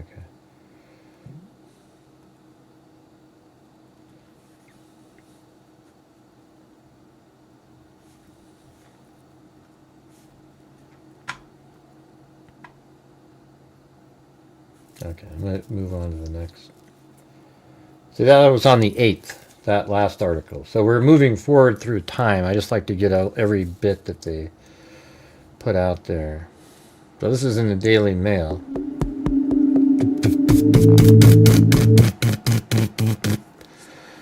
Hey, look, I got these sound effects in here even. Look at it. Let's see, where is that? Oh, yeah. Is it down there? Look at, I can play this stuff in here a lot. Let's see, maybe not that one.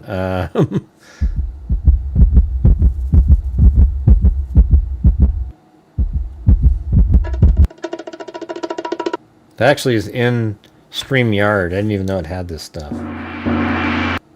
You know, and then has applause, and then has that one. I don't know. It's not even part of my little thing that I've got. It's just in there. Believe it or not, you guys, we need another $110 to get to the minimum goal. So I don't know how to get there tonight. It's going to be tough.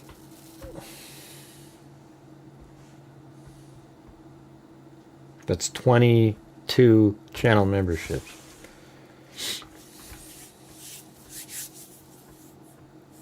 All right. Chilling footage has been released of a missing psychologist boarding a bus This is on the 10th. Hours before she was last seen, with her tote bag found near a boatyard a week later. So her tote bag was found near a boatyard a week later. So that's interesting. Vitoria Figueiredo Barado, 30, had been visiting a friend and staying with her home in Southend, Essex, when she went missing on March 3rd. Local police believe the Brazilian academic boarded the 87 bus on Boundary Road just before, after 1 p.m.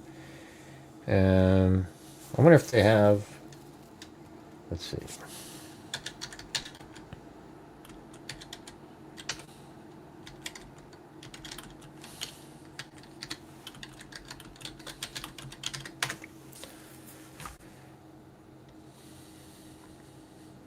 Now, let's see. This is apparently 87 bus route. I don't know if that's gonna... it's just garbage. Essex, 87 bus map, Colchester City Center. Let me just see what we're looking at here.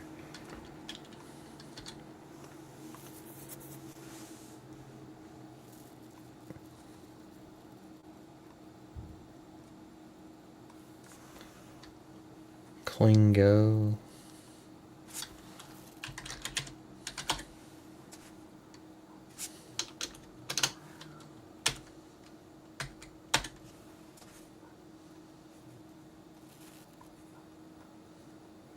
No, it's way up there. Okay.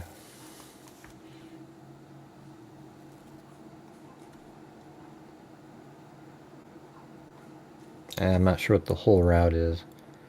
I guess if somebody had the whole route, that'd be cool. All right, thanks, Wild Bill Wassman. But you guys see, these are the experiment nights where you show I prove to you guys that when you cover something that's not Nancy Guthrie, it just dies down. Which kind of sucks. Sucks really bad.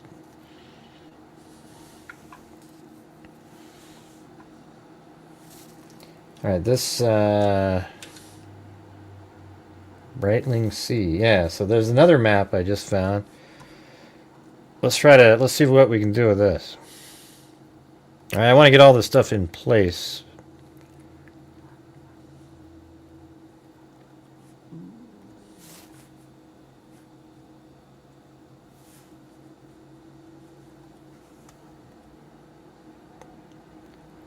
I'm just trying to see if I can get a bigger version of it. Okay, that looks good.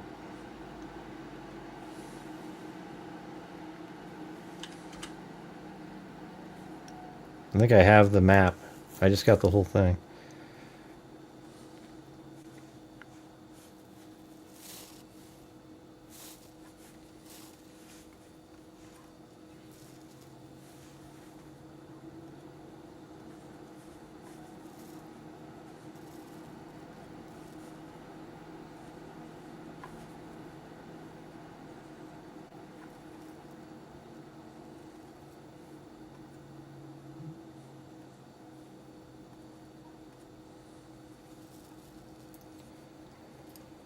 Well, alright, let's see.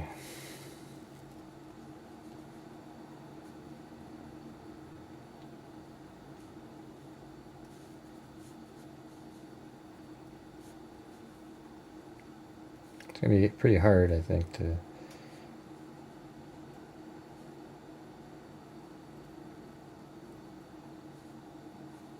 Yeah, I think that's it right down there.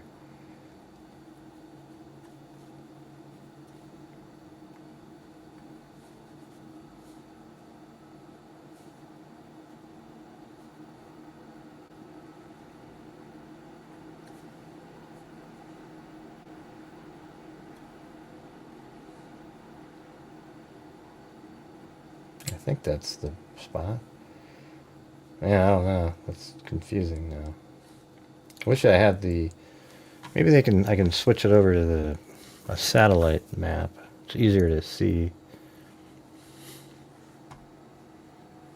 Doesn't look like it's letting me.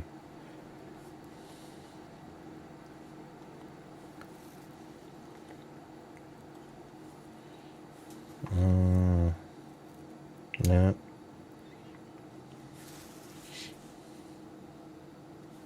I just need to have one reference point. Yeah, Colchester, right there. So I think I made this way too big. I'm just going to make it really small for now. And then there's Colchester up there. And then, man, altitude. I'm just going to make this just a map instead of, yeah, there we go. Instead of the 3D version. I just want to get the route of this bus. I think that'd be a really helpful thing, don't you think?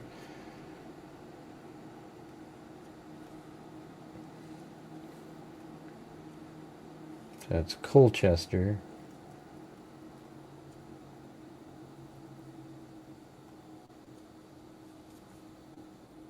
Okay, so I think this needs to be way smaller.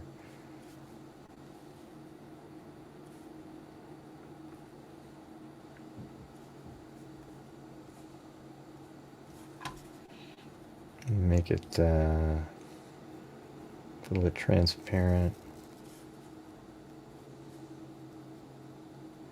So I think I just saw it a second ago. It's like right in there.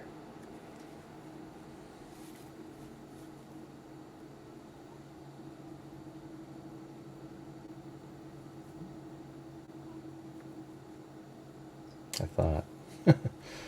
I don't know, maybe, hold on.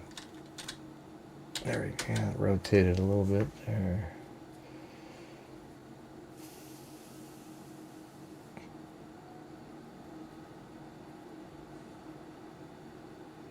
I don't know. Man, that's a tough one. Maybe we'll try that later. I don't know. I'll just try it another time. I don't want to bore everybody to death.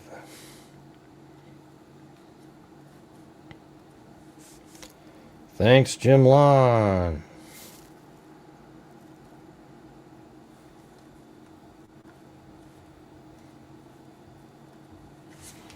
We lost 25 people when I started to try to do the overlay. That's how lame it is.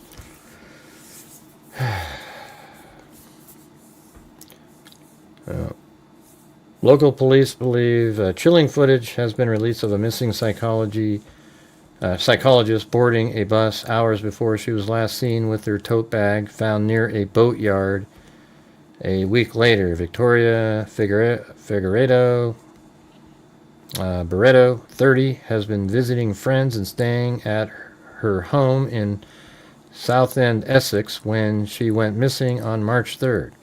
Local police believe the Brazilian academic boarded the 87 bus on Boundary Road just after 1 p.m. as seen on the recently shared CCTV.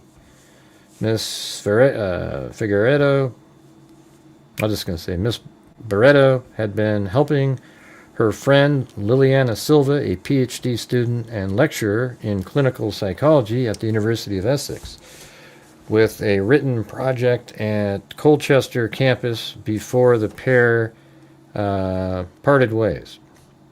She stayed on the bus for 30 minutes before getting off at Belfield Avenue in, all right. Let's see, is that the same one that we had earlier?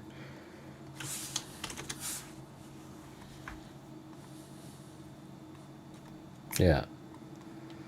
She got off at Belfield Avenue.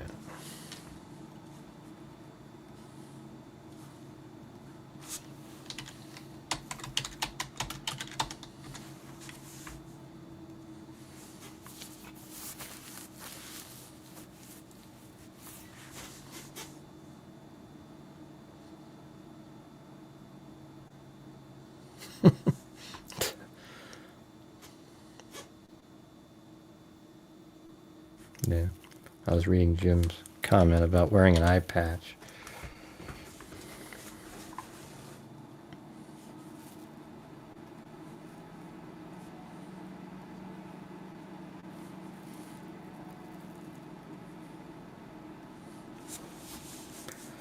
Once off the bus, she was seen on doorbell footage shortly after 2:30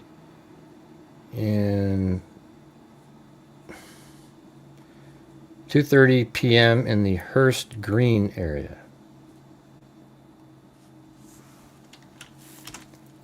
Okay, so let me put this. Gets off of a bus.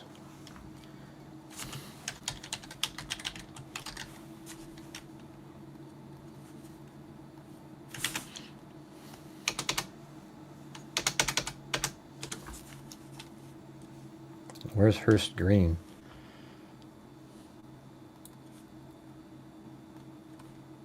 Nah, that's bullshit. She wasn't over there. In the her tote bag. How could she be all the way up there? Way over there. I mean, that's like...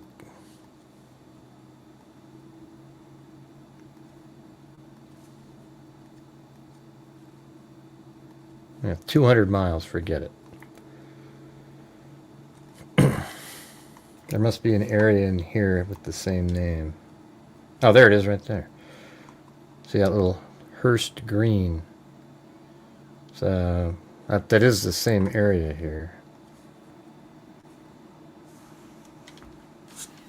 Seen on CCTV at 2:30 p.m.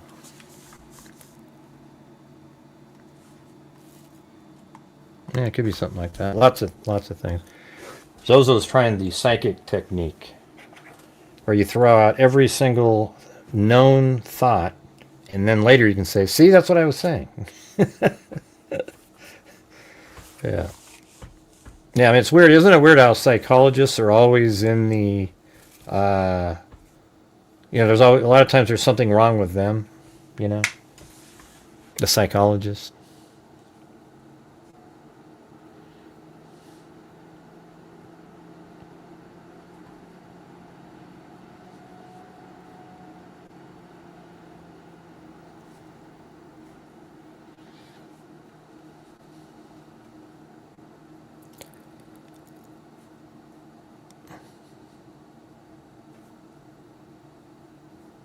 Yeah, let's see. Yeah, so it does show that the bus comes down pretty much like this.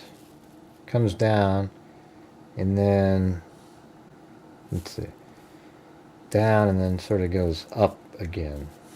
It's hard to get the name of the street. Let's see. Victoria Place.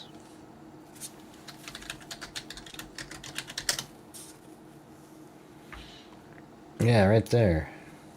Okay. So how did she get off up here? I don't really understand that. The bus doesn't drop her off up there. Doesn't do that. Well, it does. Well, let's see. It goes to here. It drives right by there. I mean, let me try to draw this. I think I can do it.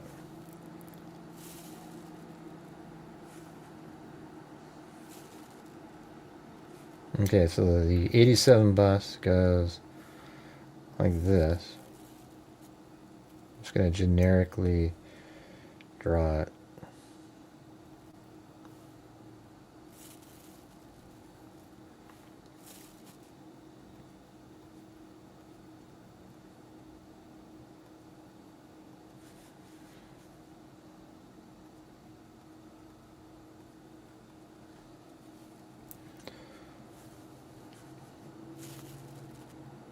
Yeah, like that. And then to here, and then up like that. And all the way to here. It's probably an easier way to do it than the overlay. Yep, and then here, around, up like that.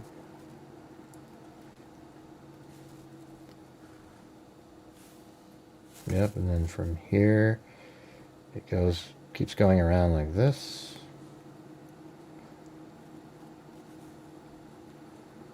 Up.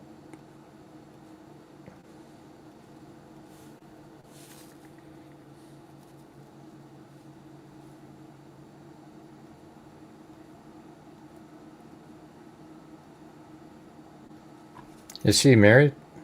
Do we know that?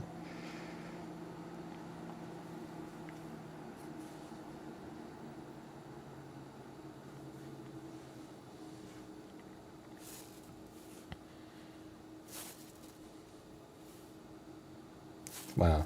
Okay, so that goes to there, and then this whole road all the way up here.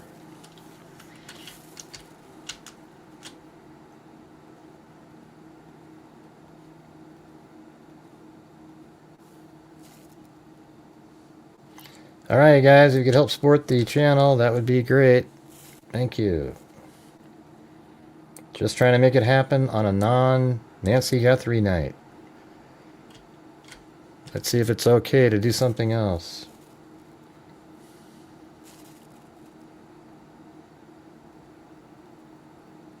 Apparently not.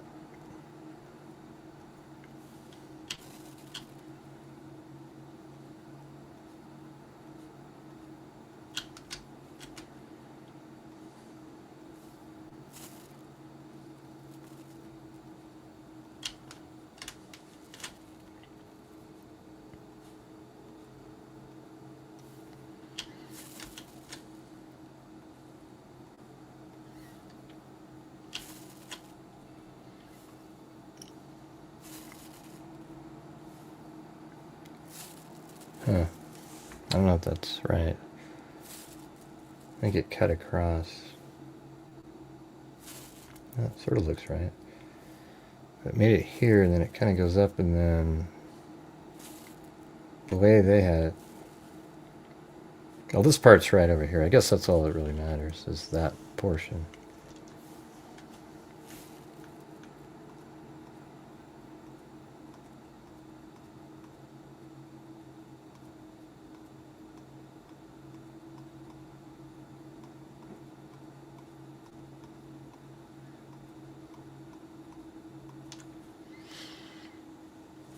Yeah, I guess we'll just go there. So that's where the bus route comes in here. So I don't know how she got off the bus on this street right there.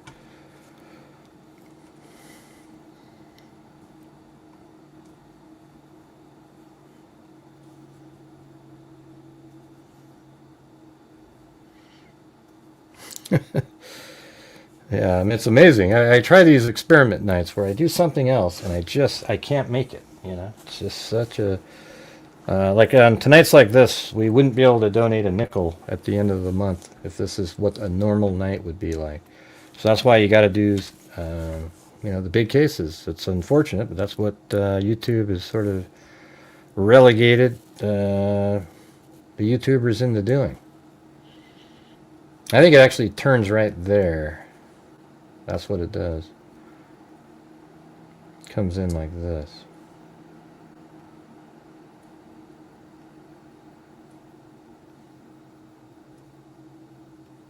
I mean, it's been like, started off pretty good. We were doing something and then it just died, you know.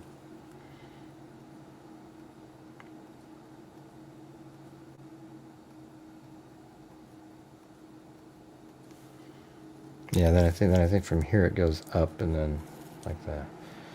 There you go, that's right. But it goes from all the way up here. But that's the route.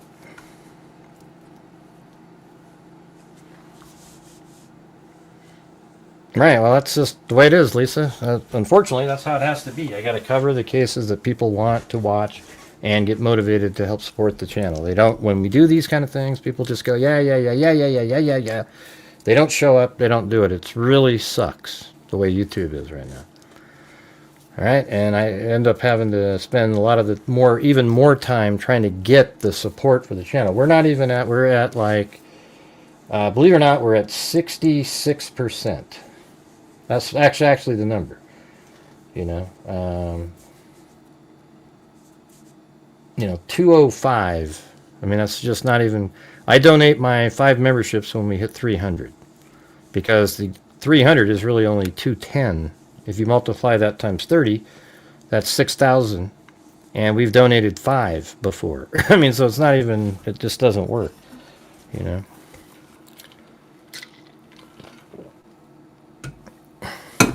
I'm not sure what that means. Anyways, do you generate videos? What?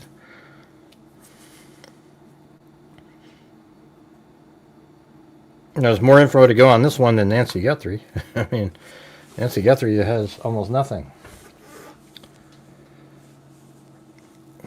It's just you guys aren't, the support isn't there on these types of, when we're doing these cases. It's just the truth. You guys always want me, Gray, cover something else, cover, when I do it, we barely hit 200 people here, maximum. If I was doing Nancy Guthrie, we'd have 300 people, at minimum. And that's what YouTube does. Oh, yeah. And then as soon as everybody else starts covering it, they'll get all the views and we won't get to see anything. It's just the way it is. A member of the public had notified the police that it had been found yesterday. Her tote bag, which had the words "People Over Profit" adorned on it, was found nearly a week later, close to Cabarrus Road. So I guess that's where we could put the tote bag. Oh, so now we're just right here, see? Interesting. And so I bet you it's like right here, because they said it was kind of, we'll just put like tote bag.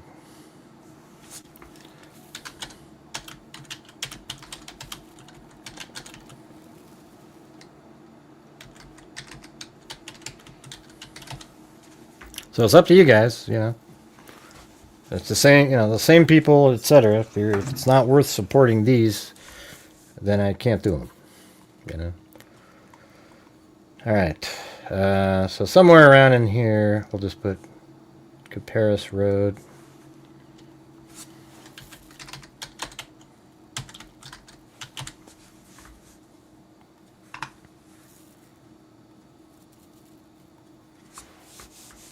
Further CCTV appears to show a person jumping over the fence near to where the bag was found. So I guess we'll be able to find that in a minute. Police confirm that Vitoria family has been made aware of the discovery, and we're offering them continued support. The last people to see Vitoria were Justin Francis and his partner, who were walking their dog along Belfield Avenue when a woman matching the description approached them and introduced herself as Vitoria. Oh, yeah. There you go. Hey, thanks, Chris O'Connell. Wow, that's the first multiple, well, there's one more by Brown Eyed Girl at the beginning. That's tonight we've had about a third of our normal gifted memberships from people. I don't know, just I guess the topic. The last people to see Vitoria were Justin Francis and his partner, who were walking their dog along Belfield Avenue.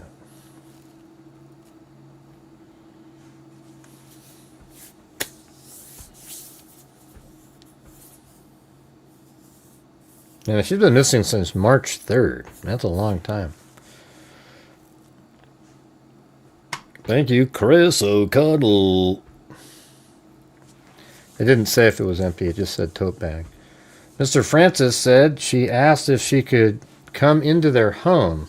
That's weird, right? But did not explain why. See, she might have been having some issues, I mean, who knows, man. Mr. Francis, so she just runs into these people on that road and says, hey, can I come into your home?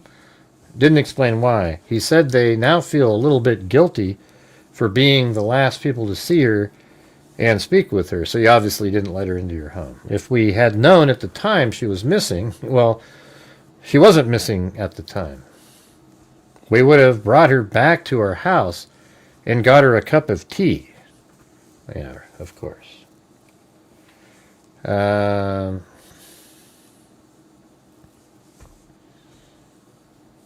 speaking during a press conference with you guys, let's just watch that. I have the press conference in here somewhere. Yeah, this one right here. Let's watch this one.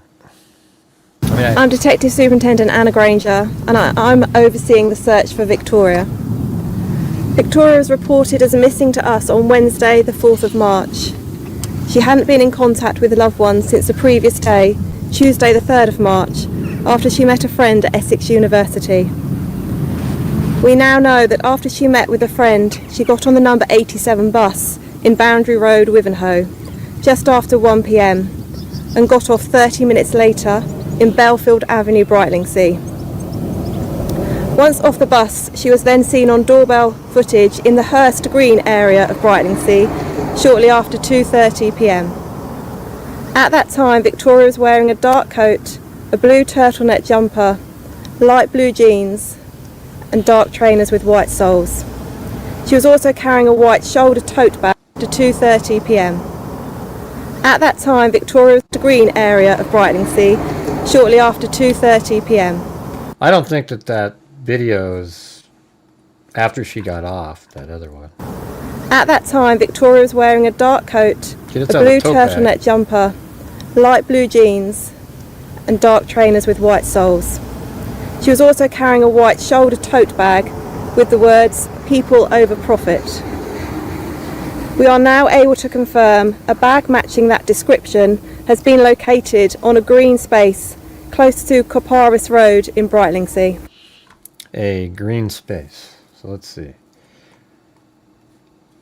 Do you guys see any green space? I mean, my God, this is like the most ungreen space I've ever seen. I mean, this is like just dirt and cement. I mean, this is the Coparis Road. Does it keep going over here? Well, I mean, that's green, I guess. So is it way over there? I mean, there's no green space anywhere over here, I can tell you that.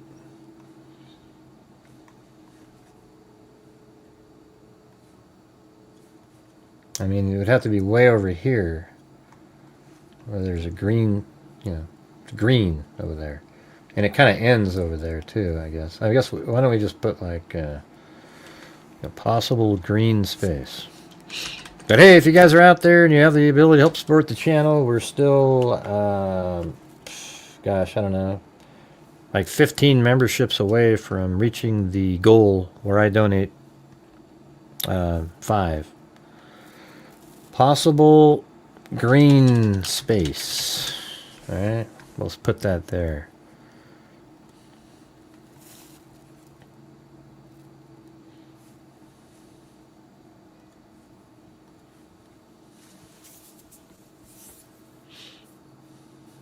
Oh wait, I wasn't done with the video.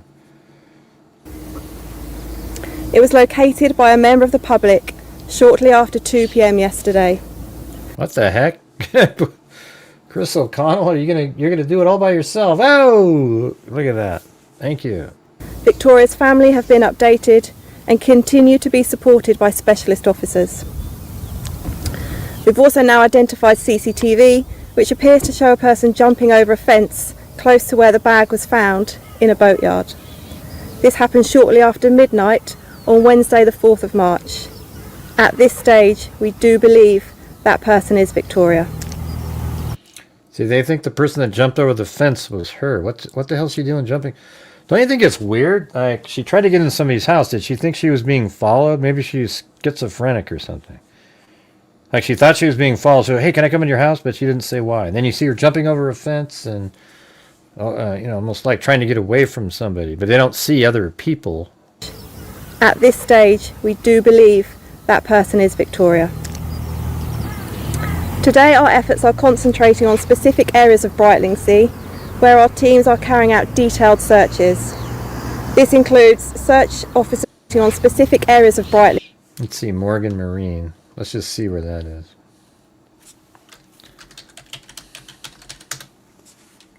Dang it. Yeah, there is one right there, though. Wow, look at it. It's right next to that green space that I picked. Isn't that weird? Man, maybe I got that lucky. Or is it really luck?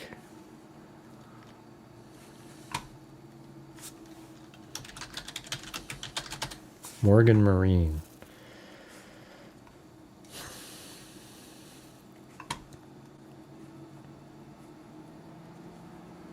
Man, we got to listen to this like twice, I think. See, where our teams are carrying out detailed searches. This includes search officers on foot, air support, specialist dogs, as well as volunteers from Essex Search and Rescue. Whilst this is a very significant police investigation, at its heart is a missing daughter, partner, and friend who is clearly loved. I would like to continue to appeal to the Brightling Sea community. Have you seen Victoria? Have you checked your CCTV? Even the smallest bit of information can be significant. And finally, to Victoria's loved ones, I promise we are doing all we can to find her. I thought I saw like a video our teams are carrying where she this jumped over includes the wall. search of foot, air support. I'd like to promise we are doing all we can to find her. Thank you. Any questions? I am Lilian. I am Vitoria's friend. She was with me at university. I was the last person that was with her. Thank you, Wild Bill Wassman. Well, if we get 5 more, I'll donate 5 memberships myself. Before she took the bus, I'm here with her mom, Gracey, with her boyfriend, John Nilsson, with my partner that was hosting Vitoria. So that's her boyfriend right there. With me. We want to thank this fantastic community. I'd like to ask him a couple questions. To all your effort, Essex Police. We know that everybody's doing their best with highest technology, highest effort, and support. I guess it means I can still do these ones. All right, hold on. Thank you so much. Appreciate it. All right, here we go. I just did the 5 too, so there you go. Boom! Thank you guys. And Wild Bill See, Wild Bill Wassman's like he's always keeping something happening at some point, like when it's just dead as a doornail. So much. We are really concerned, really worried. Vitoria was always that person that was addicted to screen. She was always updating us, discussing what was happening around the world, getting involved. She was always happy by connecting people. She was all about community. So we know that she is around us in this fantastic community, and we want you to help us to find her. So if you saw anything, if you have anything that could mean that she's close, just let us know. Let's find Vitoria. Let's celebrate. Did they say she was on medication? I didn't hear them say that. Vitoria, let's bring back that happiness. We know that she probably is not in a good place. She is probably out of her mind, upset, struggling. I guess she might have just said that. I might have missed it because I was reading the chat. The boyfriend said that where? Just now? Everybody's doing their best. When did the boyfriend say that? Highest technology, highest effort, and supporting. Always happy by connecting people. She was all about community. So we know that she is around us in this fantastic community. She's close. Just let us know. Let's find Vitoria. Let's celebrate with Vitoria. Let's bring back that happiness. We know that she probably is not in a good place. She is probably out of her mind, upset, struggling. We don't know really why, and we don't want to judge it now.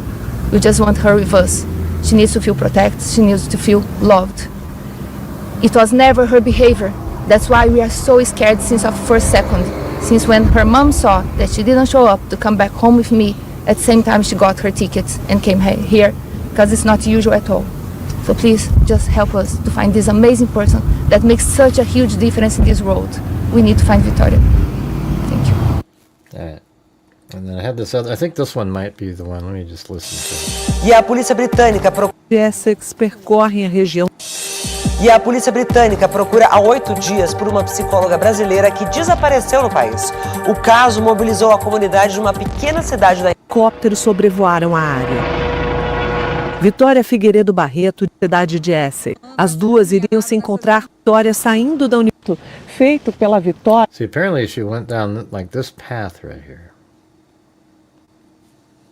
Esse caminho que a polícia nos trouxe, eles acreditam que tenha sido o trajeto feito pela Vitória no dia que ela desapareceu.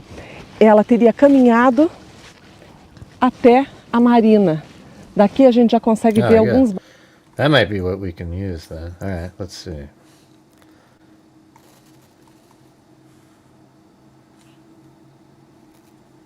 Looking down. Let's see. I'm just wondering. Is it something like that? Looking in this direction. Yeah, because that's, I mean, that's that Morgan Marina.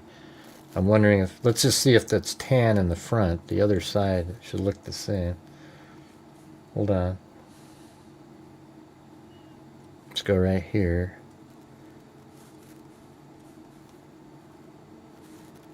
I think that's it. Look at that. That's crazy. Look at this. Here, watch. That doesn't work. You have to be at an angle. But look at... Watch this right here, you guys. See, way in the background, see that roof? I mean, it's really small. Let me go to full screen so you can see this. All right, you see way in the background, that roof back there? Right there. See that? And then you see this building, and then you see that little container there. Now watch. That's that roof that had those white lines on it. Here's the container, and then here's that other building. So that means that what we're looking at is exactly what I was picturing. Just like that. So when you look at this video here, that means it's looking down like this, and then where she's standing must be like right here or something, and right in that area, because when you go back a little bit, where's my boom, you guys? That was pretty good. Feito pela Vitória no dia que ela desapareceu. Ela teria caminhado. See, there's two trees on the corner. Até a marina. Yeah, weird. And then it's sort of more narrow. Let's see. Yeah, so she's right here. And she's pointing at the path that goes right through there. So I don't know what she's saying, but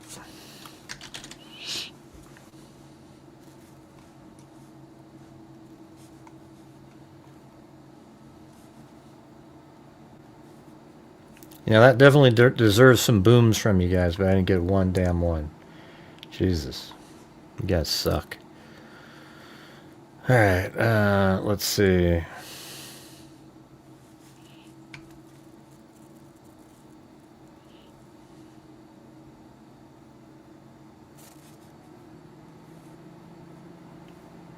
Forget it. It's too late, you guys. Too late.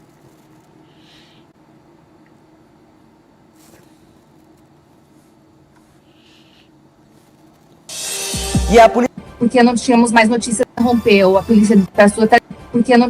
E o barco que ela remava, eles seguiram na busca e estava remando muito rápido. Disseram que estava claro que em todas as imagens ela andava rápido, remava rápido. Eles estavam fugindo de alguma coisa que a gente não sabe o que é, possivelmente. E o barco, né, Liliane? Exatamente. É importante a gente destacar que tinha que encontrar um portal para passar por esse ônibus. Quando ela salta essas cercas muito altas.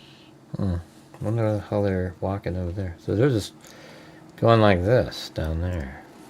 Although, where they were walking, it sort of looked like there was trees on both sides. Realmente, por causa do print que ela fez do percurso do ônibus, ela gostaria de ir para a estação de Coutinho e por isso ela, por acidente, teria ido para o outro sentido que era isso. Então, nas imagens, realmente por as pessoas suspeitarem de que tinha alguma remédios do mundo, ela é manas, domingo, é feira, ela não estava falando e assustando, porque é lá que tem grandes pistas pra gente saber onde está a Vitória. Yeah, I think they found the well, maybe they're looking down that path too.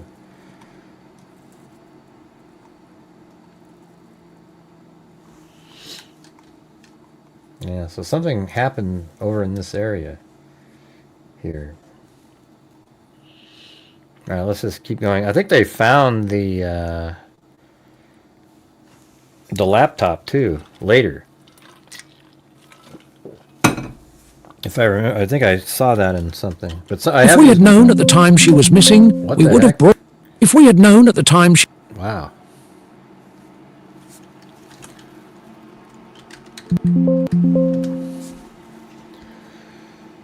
All right, so this article is from the 10th.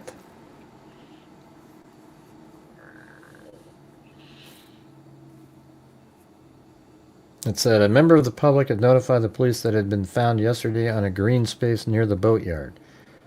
Further, CCTV appears to show a person jumping over the fence near to where the bag was found. Now, the last people to see Vitoria were Justin Francis and his partner, who were walking their dog along Belfield Avenue. Yeah, and they didn't let her into the home. He said that now they feel a little bit guilty because they didn't let her in. If we had known at the time she was missing, well, she wasn't missing at the time. Speaking during a press conference with Essex Police, Miss Silva said her friend was emotionally resting and quiet. What? In the day she went missing and wouldn't talk to her about what was wrong. I see. So there was something wrong. She added, it's just not her. She's always talkative. She was not that contemplative person. Man, what are, the thing is the boyfriend's not seen on any CCTV footage, so, I mean, the odds of it being related to him are pretty low. I mean, not why she's missing, like, there could have been a fight or something, and then she took off. Miss Silva and Vitoria told her she was going back to the library to continue working on their project and did not tell her she was going to leave the university campus.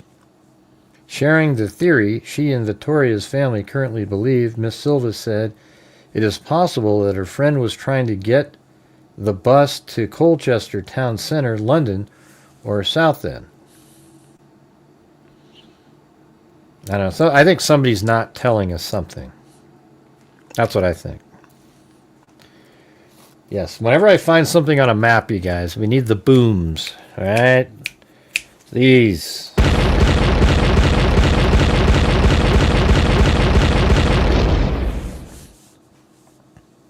Especially a situation like that. That was pretty good, the whole thing. I randomly put a pin where the green space was. Then that's where Morgan Marine was. Then they show us one shot with the green area. Then I pan the camera, bam! 30 seconds later, we have the right spot. Name another channel that can do that. You can't. Thank you very much. Pleading for her friend to come home, Miss Silva said, we are really concerned, really worried. So we know she's around us in this fantastic community, and we want you to help us to find her. Miss Silva said it's hard to eat, sleep, and think whilst Victoria is missing, with her mother adding that her missing daughter cannot be well at all. Speaking about her friend's mental state, she added, we know that she is probably not in a good place.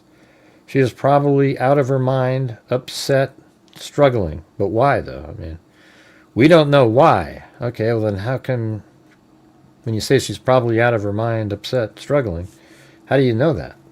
Just because she's doing something?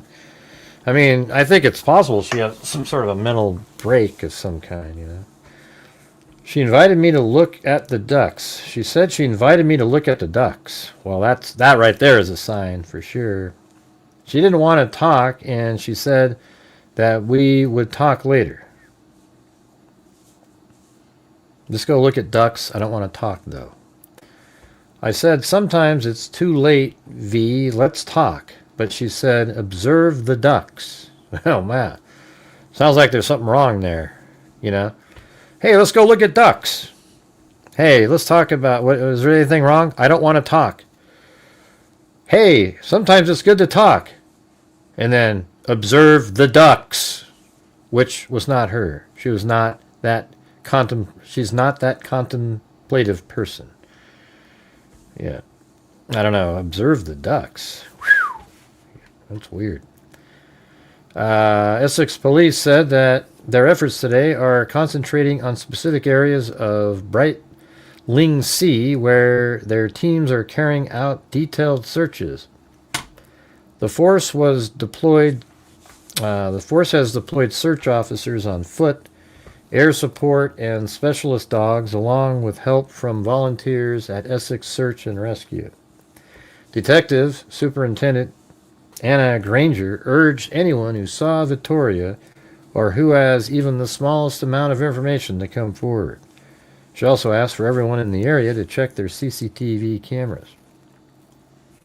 That was on the 10th. Then we go to the 15th.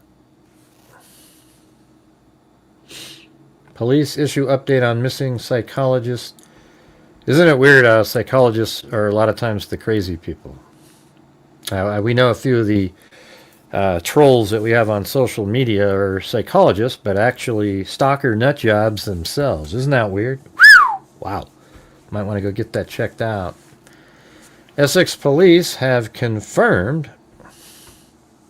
Thank you, Chris O'Connell said, "It isn't luck, Gray. You have mad skills." Well, thank you. It is sort of weird sometimes. It took me longer before, but over the years I got to the point where, like, you know when people put together puzzles and they can find a little piece? That's kind of how I can do it with the maps a lot of times. You know?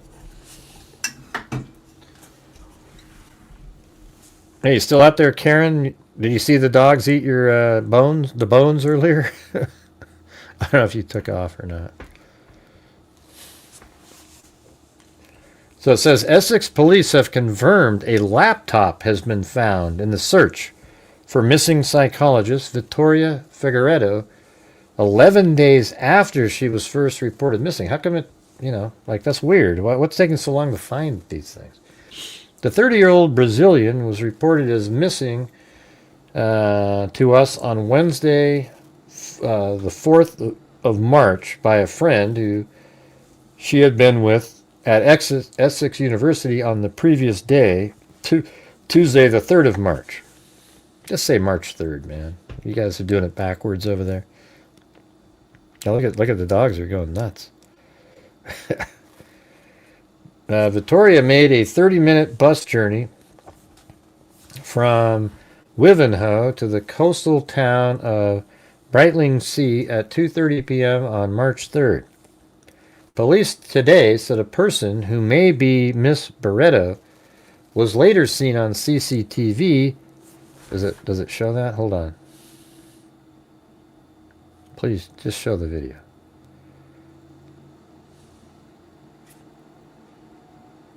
Come on. That's the one boarding the bus.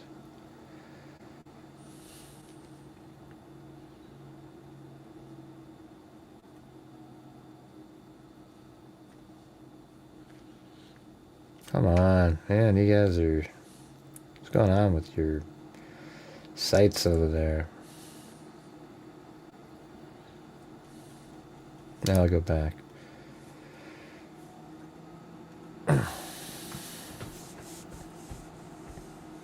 She was seen jumping over a fence into a nearby boatyard just after midnight on March 4th.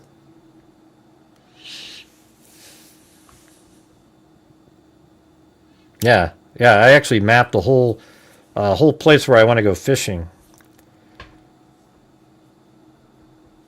Yeah, you can figure out where people are fishing and get to their good spots. Yeah, I actually looked at on the Willamette River places I want to try. Mapped it all out. Looks pretty good. Let's see. Therapist said that's different. Vitoria was last seen wearing a dark coat, blue turtleneck jumper, light blue jeans, black trainers. All right. That's the 10th or 15th, and then we're moving on to the 16th here. A major update on missing woman Vitoria Figueiredo Barreto, who was last seen on Essex bus. Police investigating the disappearance of a Brazilian academic in Essex have located a laptop believed to belong to her. Essex police confirmed the device was discovered in Brightling Sea on Saturday, and Vitoria Figueiredo's family has been informed and continues to receive support. So her laptop was found down there too, or what? Like what's... Yeah, I mean, that's this area. I would assume this is also part of that. Brightland Sea Harbor. So what took him so long to find the laptop? She was reported missing the following day. Her last known movements on the 3rd of March involved a 30-minute bus journey from Wivenhoe to the coastal town of Brightling Sea.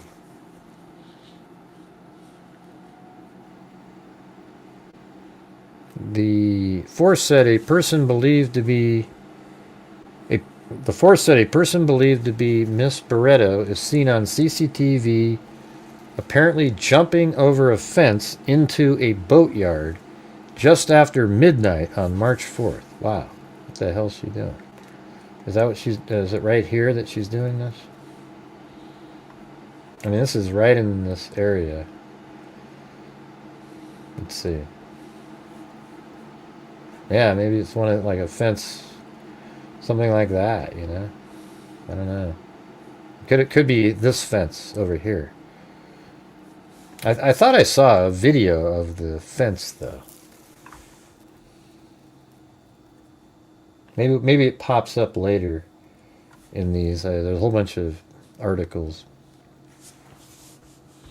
Police said on Thursday they were exploring the possibility of Vitoria having taken a boat from a pontoon in Brightling Sea. The boat was found on a drift in the water close to Bradwell-on-Sea.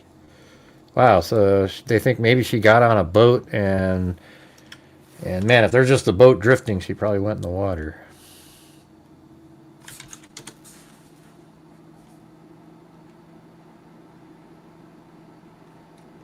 Bradwell-on-Sea. So all the way over here, they found a boat. This is crazy. I mean, this has a hell of a lot more information than the other. What the heck is that? The boat was found on a drift in the water close to Bradwell-on-Sea. Police said, adding on Sunday, they were aware of a number of reported potential sightings of Vitoria in the Bradwell area. Weird. Well, that's crazy. So it says, police said on Thursday they were exploring the possibility of Vitoria having taken a boat from a pontoon in Brightling Sea. So, like, she took a boat just from right here. It's not far. Let's see. 6 miles.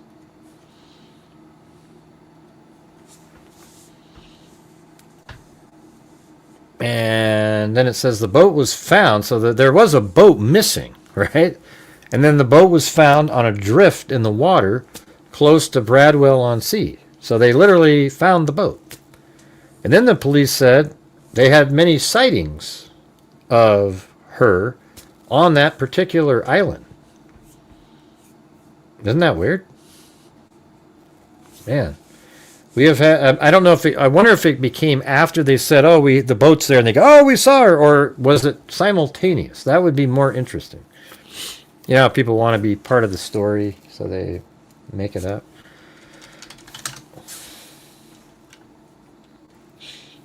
You still there, Zozo? You're missing the good stuff. You're going to come in.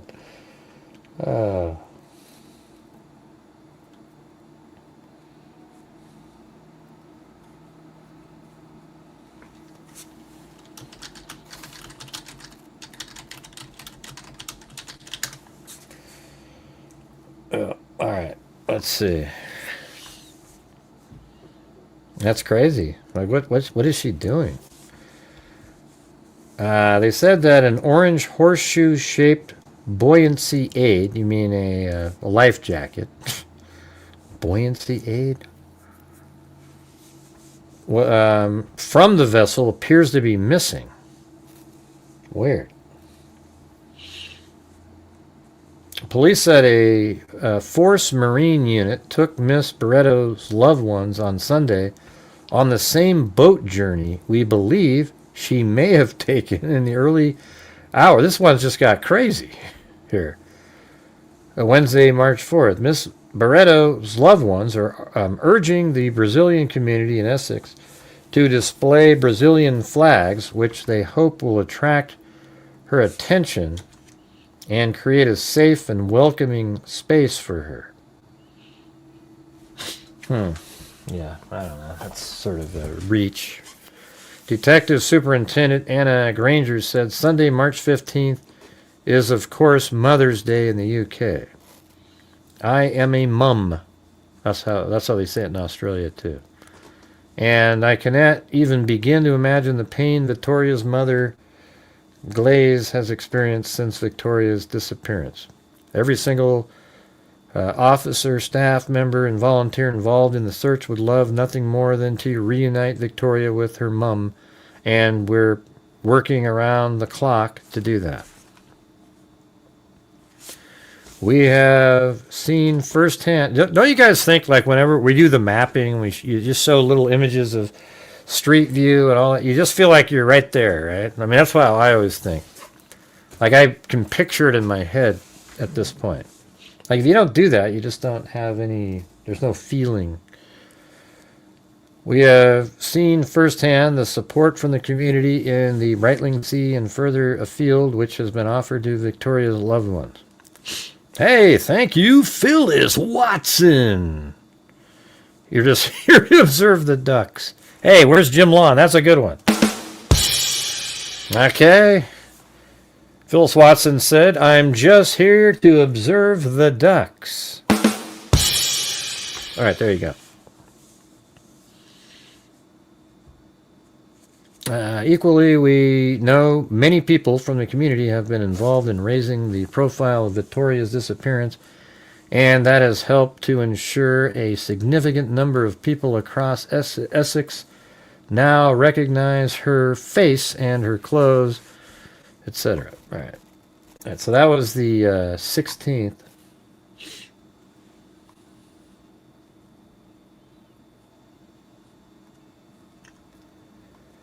Sort by date. That was the 16th, and now we're, which one are we on here? Oh, wait, no, that date. Sort by name. All right, now we're going to the 18th. This is in the mirror again. Let's see what they have now. Police issue crucial update. All right, what is it? Police searching for a missing Brazilian academic who vanished from UK University have issued an update. Vitoria Figueiredo Barreto, 30, was reported missing on March 4th and has not been in contact with loved ones since the day before, when she was at Essex University in Colchester. Police, who believe the woman may have taken a boat from a seaside town pontoon, have obtained new CCTV footage of the harbor. The Brazilian psychologist made a 30-minute bus journey from Wivenhoe to the coastal town of Brightsea on the afternoon of March 3rd, where she possibly unmoored a boat hours later. I mean, that's just crazy right there. You know?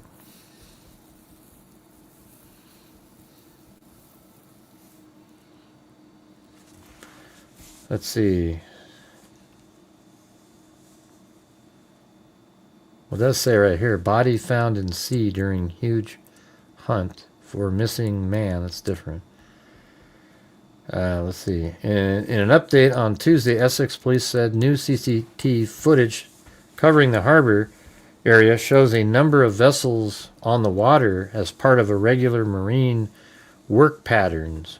The force added there is still no clear footage to be able to conclusively say it was Miss Barretto who unmoored one of the boats. Essex police, however, said they know she was seen walking alone by the waterfront at 12:16 a.m. after climbing over a nearby fence. Oh, wow. So that's new. So she was seen by the water down here somewhere. You know, maybe down here, really. Let's just say, you know, seen down here seen by waterfront at 12:16 a.m. So down here, yeah, that's probably where the boats are that they're referring to, because over here isn't, you know, where we saw her. So it's got to be either this area or this area.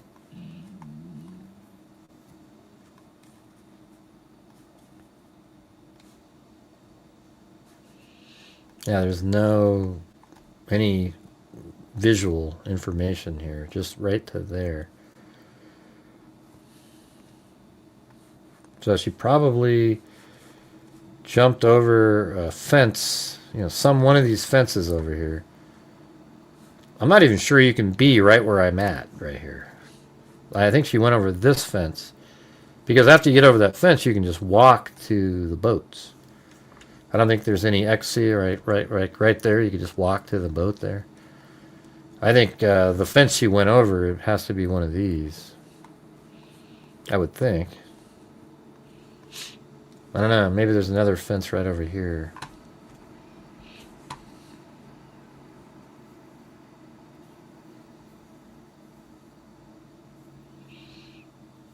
I don't know, Kim. It just seems like she got in the boat. Maybe it drifted over there. Are you thinking of the movie Sleeping with the Enemy? You know? Where she learned how to swim, but didn't tell the guy.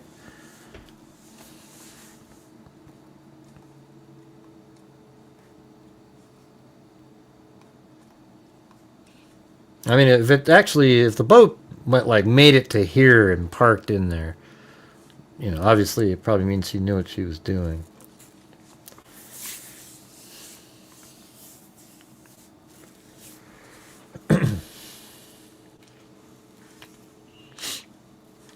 Now let me see if there's anything else. Vitoria.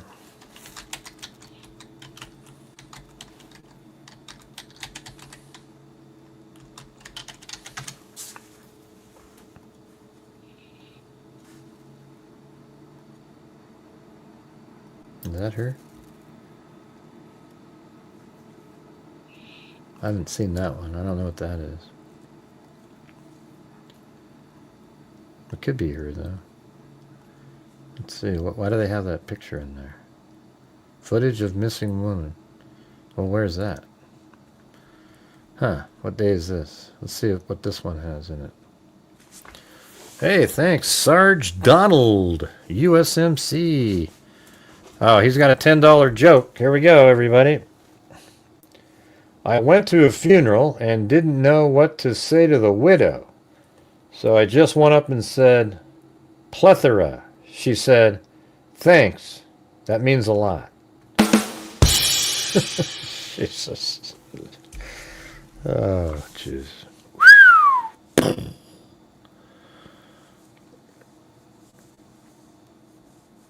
Let's see. Thanks. That means a lot.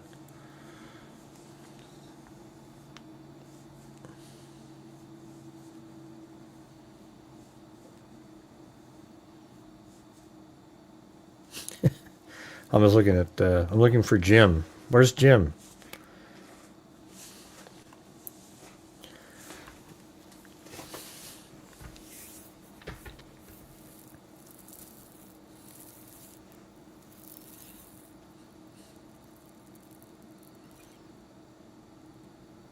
Let's see. Did they find the boat? Yeah, they found the boat in that town. On Saturday, March 4th, I just showed you where, I mean, they did find the boat. I even read that a minute ago. Did you miss it? After a 30-year-old woman vanished in the southeast of England almost 2 weeks ago, officials have located what they believe is her laptop.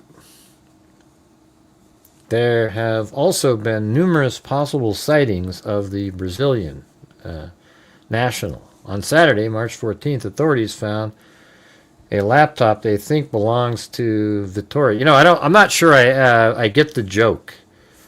I'm gonna have to use ChatGPT on it. Maybe I'm missing a sound of a word or something. All right, so I'm gonna have to like a plethora of information. Is that what that means? Or let's see what ChatGPT says about it.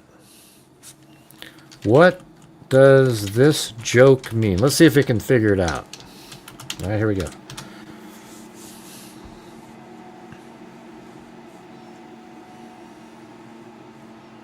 Oh, it actually has an answer.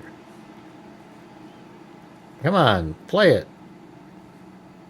I want to hear it said by the British guy. Hold on, I can do it right here.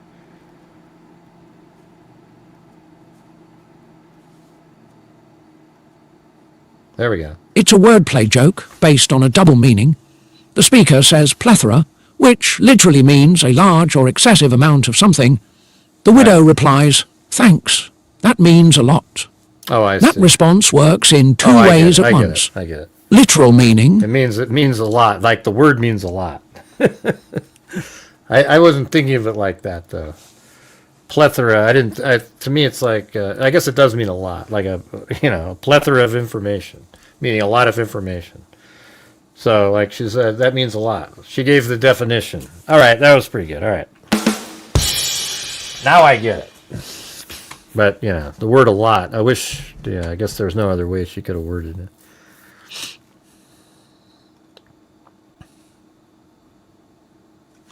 I admit it, I didn't get it, but now I do. I get it. Let's see, we are, well, it wasn't worded correctly for me. Let's see, we are also aware of a number of reported potential sightings of Vitoria in the jokes have always like I take everything too literally. It works well in the true crime world, but not in the joke world. Then it's like it makes it tough. But I've been a lot better. That's for sure. That is a good one though. But why would you say plethora though? I guess that's the. See, the thing is, the part that doesn't work very well is when you say, I went to the funeral and didn't know what to say to the widow, so I just went up and said plethora. Right? See, that part doesn't make sense to me. Like, why would you say that to a grieving widow? Like, what does plethora even mean? Right? Like, wouldn't you, So that kind of froze me up there. And then later it says, now we know it means, he just said plethora, and then she says, thanks, that means a lot. See, that's me overanalyzing a joke, you see. No, I know. I mean, they do go over my head sometimes. Jokes, because I take it too. It's the first part that doesn't flow with it. Like, there should be a reason that you would have said the word plethora. Or plethora, right? Like there should have been a reason to say it. Like... I went to a funeral. I had so much to say that I just said plethora, and then she said, I don't know. That maybe that gives away too much of it. Yeah. But it's funny after you get it,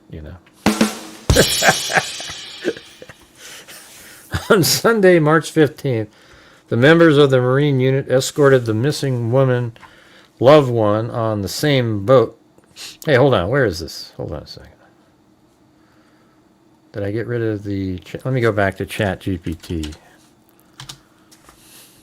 Where is it? Can you make...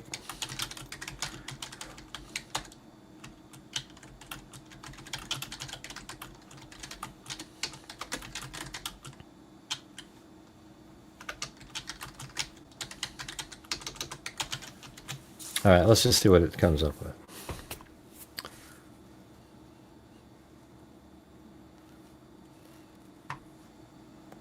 All right, let's see what it comes up with. Sure, here are a few funnier versions that justify why plethora comes out, which makes the punchline hit harder. Right, there you go. Version 1, nervous brain freeze. I went to a funeral and didn't know what to say to the widow. My mind went completely blank. I just panicked and said the first big word I could think of, plethora. She said, thanks, that means a lot. Why it works, the setup explains why he blurts out a random word, panic, making the punch... Right, see, that's funnier. See, look at ChatGPT gets this shit, man. Do you see that? Punchline feel more natural and absurd. That was better. Version 2, right, let's do it. Trying to sound smart. I went to a funeral and wanted to sound thoughtful and articulate, so I walked up to the widow and said, plethora. She said, thank you, that means a lot. Why it works, the joke pokes fun at people who overcomplicate things trying to sound deep. Right. Version 3, misunderstood advice. Before the funeral, my friend told me, just say something that means a lot. So I went up to the widow and said, plethora. She said, thanks, that means a lot. Why it works, this one adds a clever pretty good setup. right there. He literally follows the advice the wrong way. That one's even better than the other. Look at that one. Come on, you got to admit, this one's good right there. Look at that. Look at Version 3, misunderstood advice. Before the funeral, my friend told me, just say something that means a lot. So I went up to the widow and said, plethora. She said, thanks, that means a lot. Why it works, this one adds a clever setup. Yeah. He literally follows the advice the wrong way. Come on, that one's good. Oh, I like that one. Okay, what's the next one? Let's see. Version 4, my favorite, cleanest punch. I went to a funeral and didn't know what to say to the widow, so I figured I'd just say something that means a lot. I said, plethora. She said, thank you, that means a lot. Why it works best, the setup directly connects to the punchline. Tight, clean, and hits twice. All right. There we go, everybody. There we go. See? That's how you create content right there. You know what I'm saying? Hey, you missed the part we were talking about those. See, they found the laptop. They found her tote bag. And it also looks like a boat's missing. A little tiny, like a dinghy or something, is missing. And then they found it on this island over here, not far away, right there. And people living over here thought they'd already seen her. It's pretty weird, right? So that means she got on the boat over there and somehow made it to this island. Right, it wouldn't work if she was illiterate.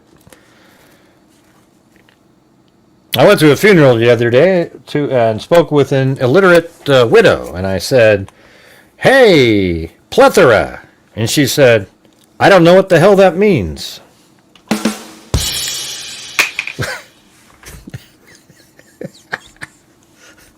That was good. Okay, come on.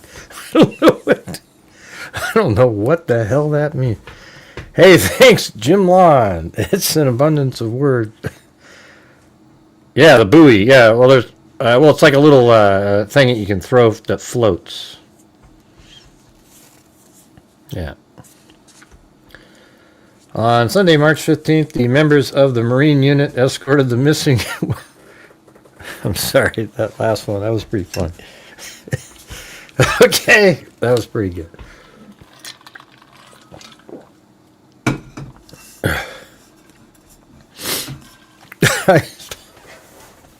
I spoke to an illiterate. Oh, forget it, man. That was pretty good. Let's see. This one's from the 16th. We're aware of a number of reported potential sightings of Vitoria in the Bradwell area, which is over here. I mean, that's weird. But how come they haven't seen her now, though, you know? We have had a policing presence in Bradwell and in the Dengie area throughout the weekend, and these reports are being progressed appropriately alongside other lines of... I wonder if she said something to somebody. All right, here we go. We got another one. A guy yelled, "Look, there's a midget climbing down." Hey, it's height challenge, man. There's a midget climbing down that prison wall. I thought that was a little condescending. A little condescending. You get it? It was a little condescending. You get it? He had to put the actual joke in it at the end. He had to explain it to somebody like me. Thanks, Sarge. Really appreciate it, man. Without Sarge, I wouldn't have got this damn thing. This time I would have got it, though. Sarge literally typed in the joke at the end. Thank you so much. All right, let's do it one more time. Let's do it the right way. A guy yelled, "Look, there's a midget climbing down that prison wall." I thought that was a little condescending. You get it? Condescending. All right.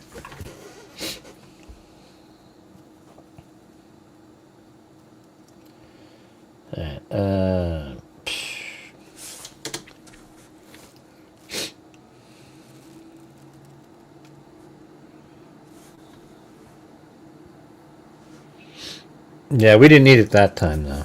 That one I got it. Although that's part of the joke, kind of, you know, the way it's worded. I thought that was a little condescending. A little condescending. You got to do like Captain Kirk, you know. Love and peace. Peace, help, humanity. These are the things that make us human. We sought you out. Our mission was still one of peace. Let's see. Yes, a play on words. Yeah. Yes, we know, Space Cadet.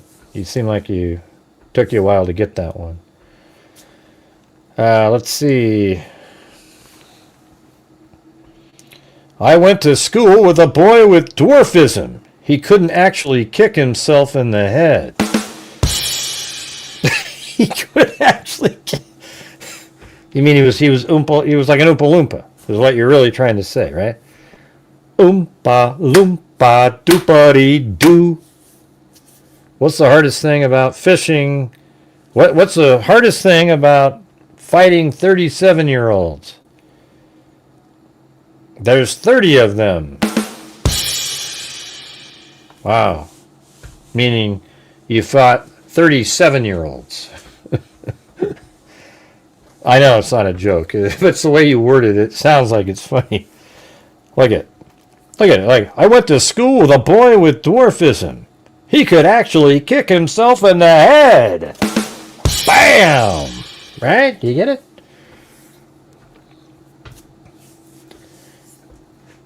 Yeah, you get it? We sought you out. Our mission is still one of peace.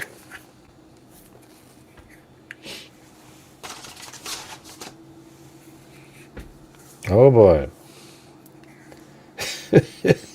He could kick himself in the head. I know, it's not, but hey, Zozo, you got to admit the way you worded that. He could kick himself in the head. For God's sakes, man.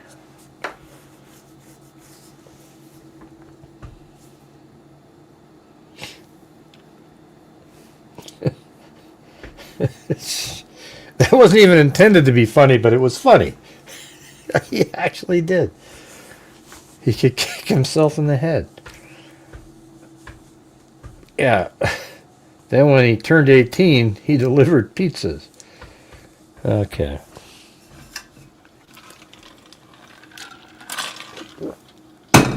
Well, that's good for him, right? I mean, we had a place out here, there was the Little People. They actually had a show on TV. They actually live not too far from here. They actually live, you know, remember that one case, was it Misty Watterson? Or Allison Watterson, I mean, that one? The Allison Watterson case? right around that area is where those little people live.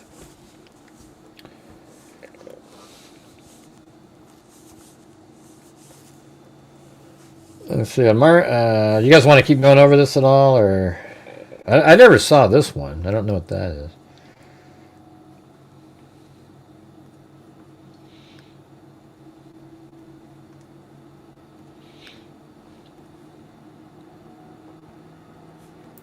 Let me see if there's anything from today. I mean, the most recent one is from like 3 days ago.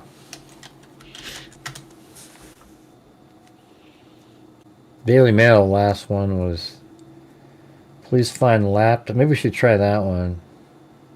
Facebook detectives descend on mystery of missing. Really, what are they saying?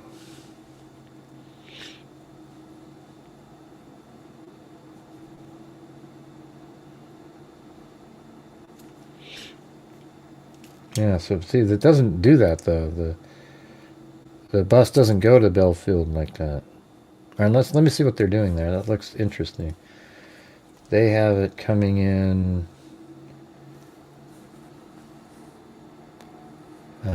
Let's see, where's that little, yeah, right there.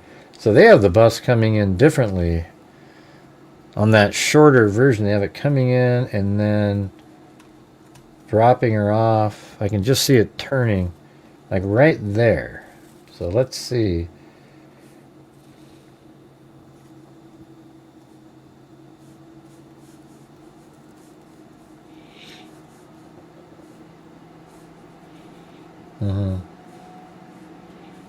Yeah, I still can't see that spot where she is standing. Doesn't work there.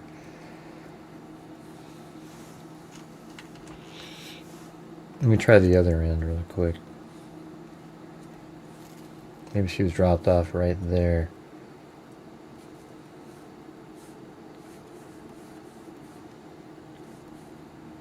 No. I don't know, I think something's off on what they're saying. Yeah, but they have generally the same map shape as me, but when they come down here, they kind of go like over here, like that. It's different.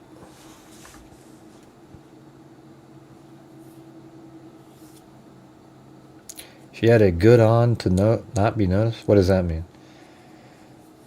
She had a good on. Is that like an Australian, Aussie phrasing?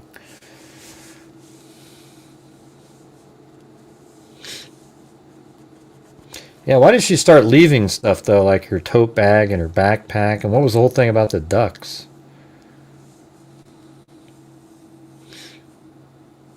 Sarge said, I'm literal like Ray. My brother told me that midget joke, and I said, what were you doing at a prison? That's okay, that's a little much. That's a little much.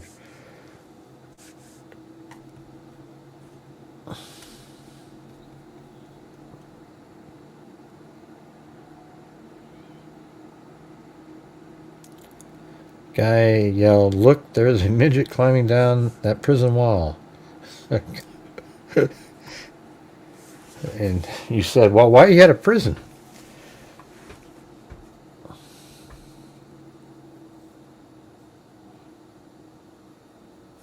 Yeah, it seemed like she had a mental problem with the ducks. You know, the way that whole thing was explained, she has, sounds like she has issues. Victoria then caught the 87 bus from Boundary Road to Brighting Sea. At 1:30 p.m., she got off the bus 30 minutes later at Belfield Avenue in Brighting Sea. And then at 2:30, she's seen on doorbell footage in the Hurst Green area.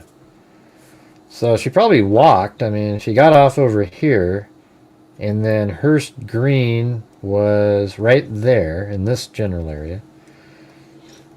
So that means she walked from here to there, but she sure as hell took a long time. I mean, so that's at 2:30.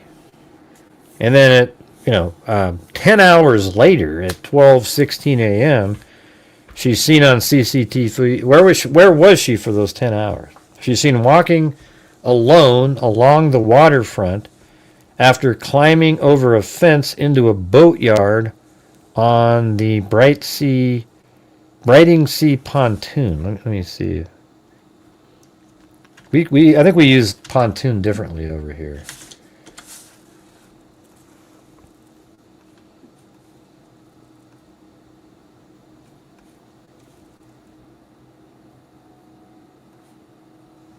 Yeah, we don't say, like, pontoon is an actual, like, an item, I think she's over here, though. I think. I mean, I guess we don't really know. Where is that? Blurry CCTV footage showed a person who police believe to be Vitoria walking alone along the waterfront after climbing over a metal fence into a boatyard. So what looks like that? It looks like maybe that's a covering of a boat.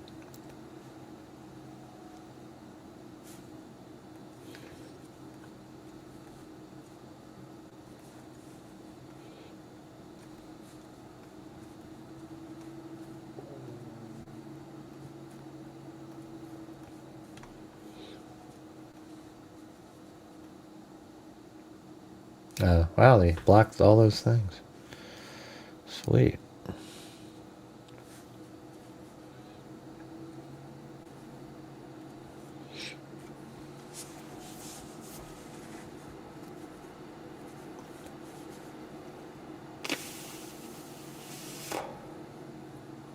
All right.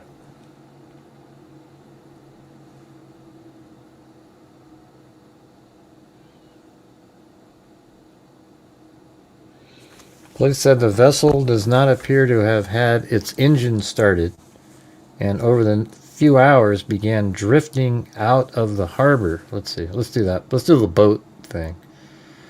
So up here it says, blurry CCTV footage showed a person who police believed to be Vitoria walking alone along the waterfront after climbing over a metal fence into a boatyard on Brighting Sea pontoon at 12:16 a.m. She was not seen on CCTV for the next 20 minutes,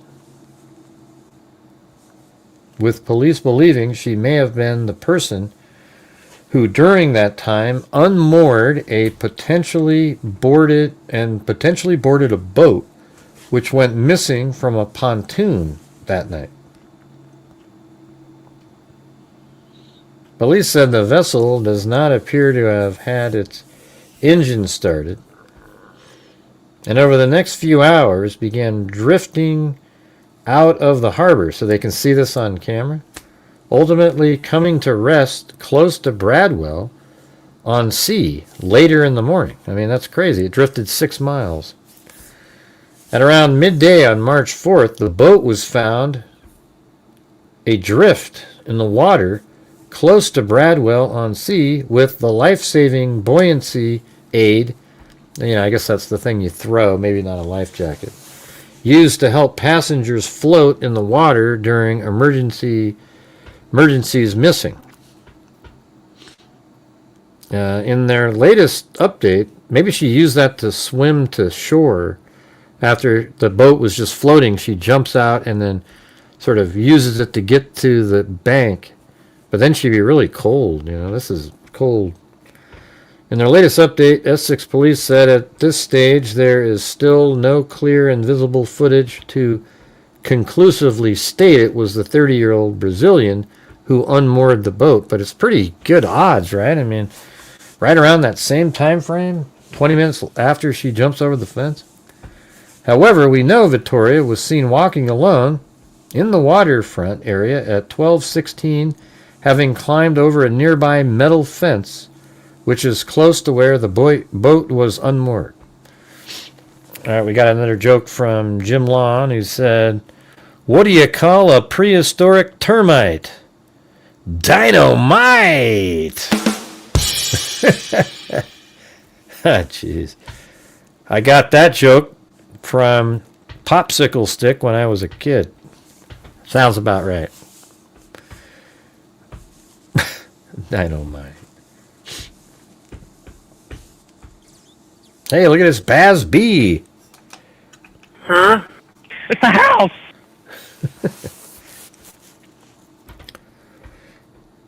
Was seen. So they're sort of saying the same thing I just said. Well, you know, she was walking there. Speaking at a press conference with Essex Police last week about her friend's mental state, Lillian said, "We know that she is probably not in a good place. She is probably out of her mind." That sounds, you know, yeah, I mean, sure. Upset, struggling. What is she upset about? We don't know why, and we don't want to judge it now. We just want her with us. She needs to feel protected. She needs to feel loved. It was never her behavior. That's why we are so scared since the first second.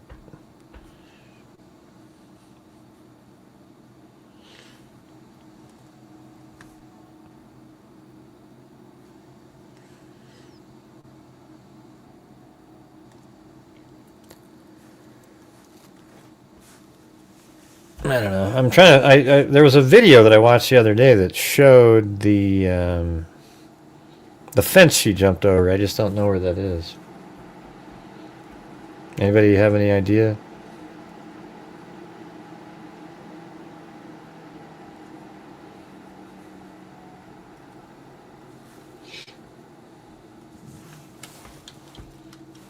I don't know.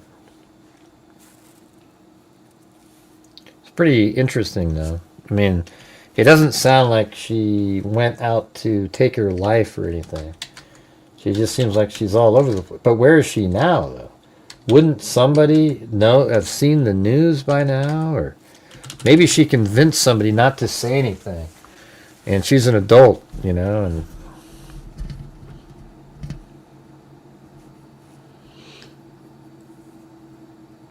let's see if he gets this one. Come on. I got one of that other one. Oh, my God, you guys. All right, let's see. Let's see if he gets this one. What did the female deer yell when the male deer was chasing her? Rut-row. I'm fired out of midnight, 10 down, 15 on the back. Yeah, I get it. I get it. You know, they're in rut, you know. Yeah, I get it. I get it. Thank you. Why don't we get ChatGPT to really get that one moving along?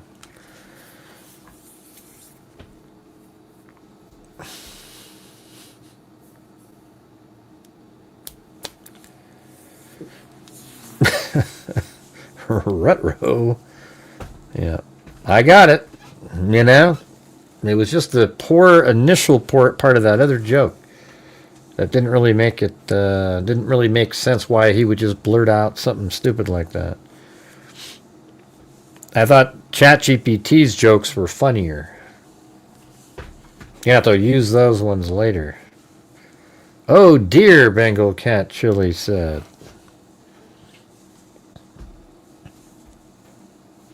Dynamite!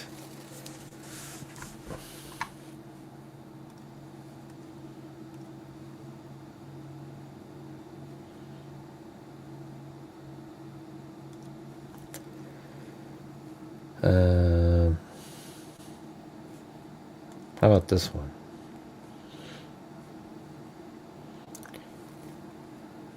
Come on.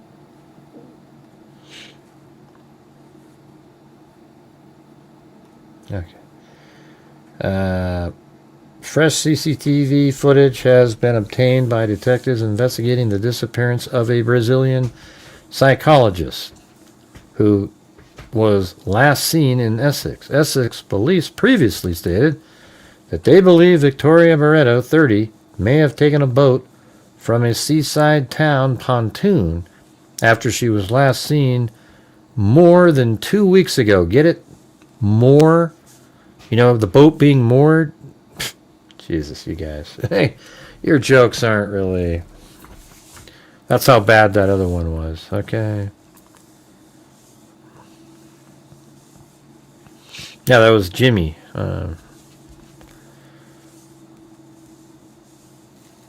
Essex police previously stated that they believe Vitoria Figueiredo, 30, may have taken a boat from a seaside town pontoon after she was last seen more than 2 weeks ago on the 3rd of March. Officers said that the new CCTV of Brightsea Harbor showed that the engine of the boat was not started, but that it's been drifting, but it began drifting before it was found near Bradwell-on-Sea. So they must have had footage of that.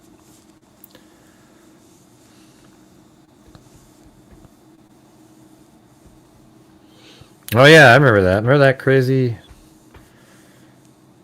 Yeah, what was that? Was that in the UK, the twins that ran into there? Because we covered that, right?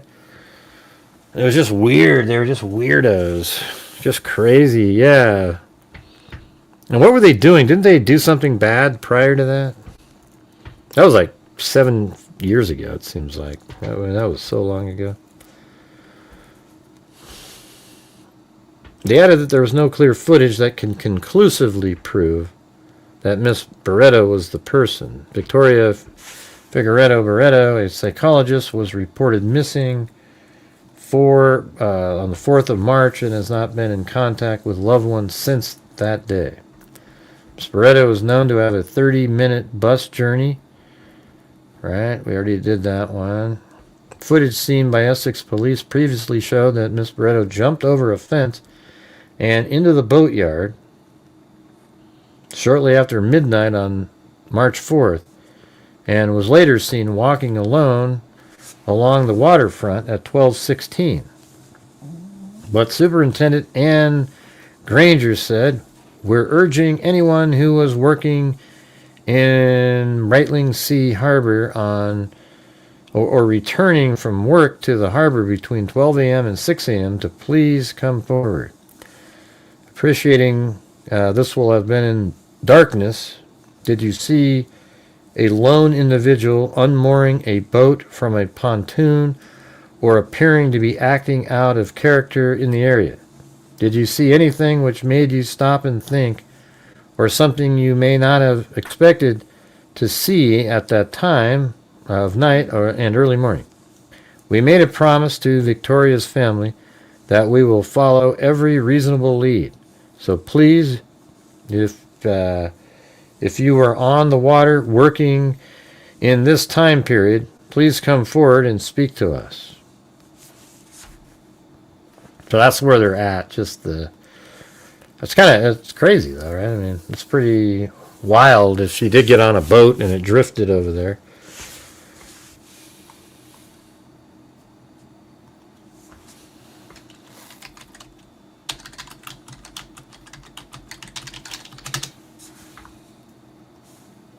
So what is a pontoon? Okay, that's what they call a pontoon, that thing?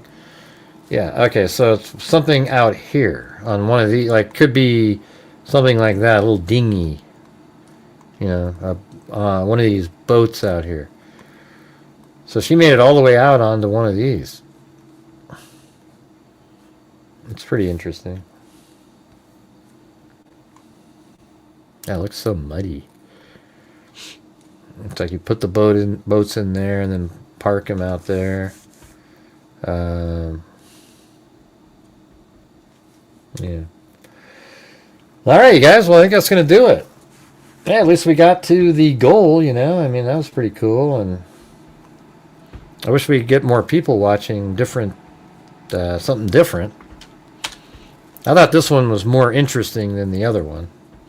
Although maybe we'll get more information in that. See, that's sort of the key to cases, is like, if I was the Brazilian, I would show the Brazilian police, I would show the surveillance footage of him walking around and put a map of where they think the phone moved to, and then you'll have a way more people interested, because you sort of run out of information on that case. There's nothing, you just say, oh yeah, we saw him, and then okay, bye.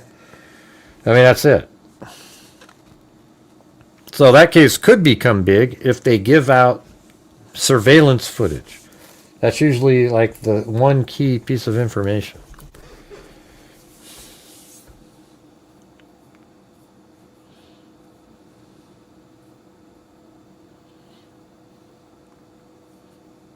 Yeah. Yeah. Didn't they kill somebody? Those twins? Like what? They did something. They were two white, sort of Nordic-looking women, right? I don't know why. That just sort of reminds me. Let me see. Do I have that in here?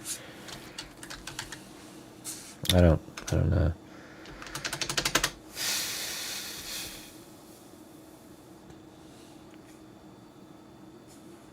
Yeah, like one of them did something, right? I just don't remember the story, the whole story, but that was like 6 years ago, right? I mean, really long time ago.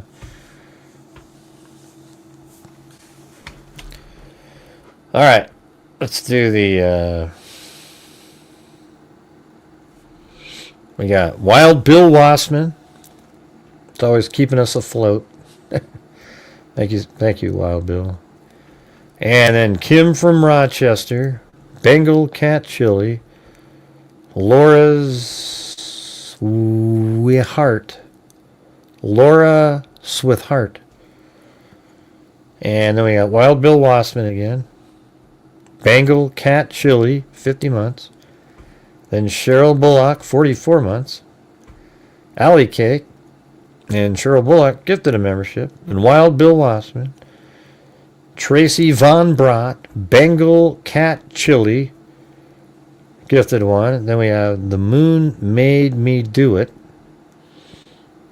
And then Papa Squatch saying, Howdy Gray, evidence would have washed up on the beach if an accident on the ocean.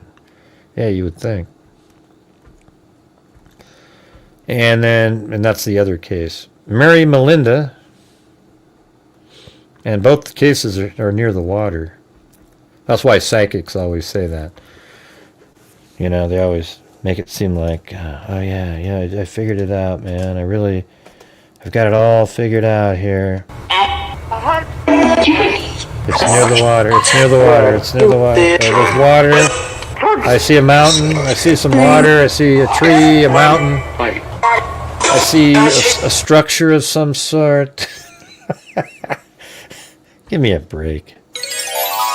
Yeah, I see a structure. These psychics are a joke. Yeah. I see some water. Some sort of a wooden building, a forest, a mountain range. But I'm not sure how far away the mountain range is. It's really, and then I see. Give me a break, jeez. Then we've got Wild Bill Wassman again. Then Carl with a C. He said he did the first joke. What do you call a happy cowboy? You call him a Jolly Rancher. I guess I missed that joke earlier. And then we had Jim Lawn did a super sticker. And then Jessica Shoebox said, 2 hunters see a beautiful blonde woman in the woods. One asks her, are you game? And she said, yes. And the other guy shoots her. All right. That was a good one there, I think. Jim Lawn. And Carl said, a termite walks into a bar and says, so is the bartender here. Oh, I see. I actually get it now. I didn't get that one earlier either. I thought it meant something else. So it's the bartender here. Oh, jeez. Like it's easy to chew into the wood. I thought it meant something totally different. It wasn't as funny what I thought of. Yeah. Anyways, all right. Then we have Jim Lawn, super sticker. Then Tracy Von Brott said, what do you call a bear with no teeth? A gummy bear. You get it? It's a gummy bear, meaning it's just got gums, and you know. And, Wild Bill Wasserman gifted a membership again, and then there was this huge delay again, so 10 minutes at least, so he donated another one. And then Miss Kyla. And then Greg White. Wild Bill Wasserman. Then Zozo gifted one. That one matched Lisa's challenge, so we got that one in there. Then we did Jim Lawn. Sometimes I wear an eye patch just for fun. And then Chris O'Connell showed up and gifted 5. Then immediately 10 more. So then we were just, and then 5 more again. So then we were just like, boom, got to the goal. Then I gifted 5 myself because we reached there. And then Chris O'Connell says, it isn't luck, Gray. You have mad skills. My mapping. Then Phyllis Watson said, I'm just here to observe the ducks. And then Sarge said, I went to a funeral and didn't know what to say to the widow. So I went up and, you know, it should just be, you know what, here's how the joke should be. Let me tell you. It should say, I went to a funeral and didn't know what to say. Unfortunately, I just blurted out, plethora, because I didn't know what the hell to say. And you know what she said? She said, thanks. That means a lot. There you go. Boom, chakalaka. That's way better. And then Jim Lawn said, it's an abundance of words. Women love to make you talk into the void. Whatever the hell that means. And the Sarge had another one who said, a guy yelled, look, there's a midget climbing down that prison wall. I thought that was a little condescending. You get it? All right, there we go. And then, that'd be cool if we had these at the end of every show. This would be a good way to do it. Bengal Cat Chili said, what's the hardest thing about fighting 37-year-olds? There's 30 of them. All right, Jim Lawn said, what do you call a prehistoric termite? Dynamite! And then we had Sarge Donald again said, let's see if he gets this one. What did the female deer yell when the male deer was chasing her? Rut-row! You get it? The deer was in rut. All right, there you go. Oh, yeah? I used to, I liked the, on Scooby-Doo, I liked Velma more than Daphne. I'm just kidding. Who the hell?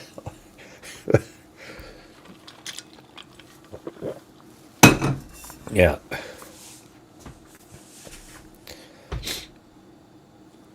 Yeah, you guys remember, like, look at, for every guy out there on Gilligan's Island, every single guy in the world liked Marianne and not Ginger, okay? That's the truth. You can't find one that was like, oh yeah, Ginger, boy, you know, she was... I just said that. It's Marianne. I just said that one. Or do you just come up with that randomly too, Wild? You got a crush on the skipper? Yeah, you're crazy, man. You know what's weird is we hear that a lot when we do the EVP readings. Remember that? When we do this? At a hut. Gilligan, little buddy! Skipper! You've heard it, right? 1,000,000 times we've heard that in there. Yeah, she's dumb as a box of rocks.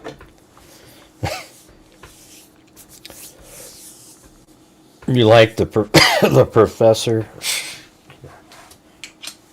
You know, he wasn't as smart as you thought he was. Okay.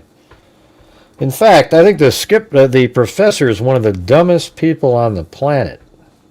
And I've told you guys this before, but for those who haven't heard it, there was an episode where Gilligan put these little feathered wings on, and he was on top of a cliff.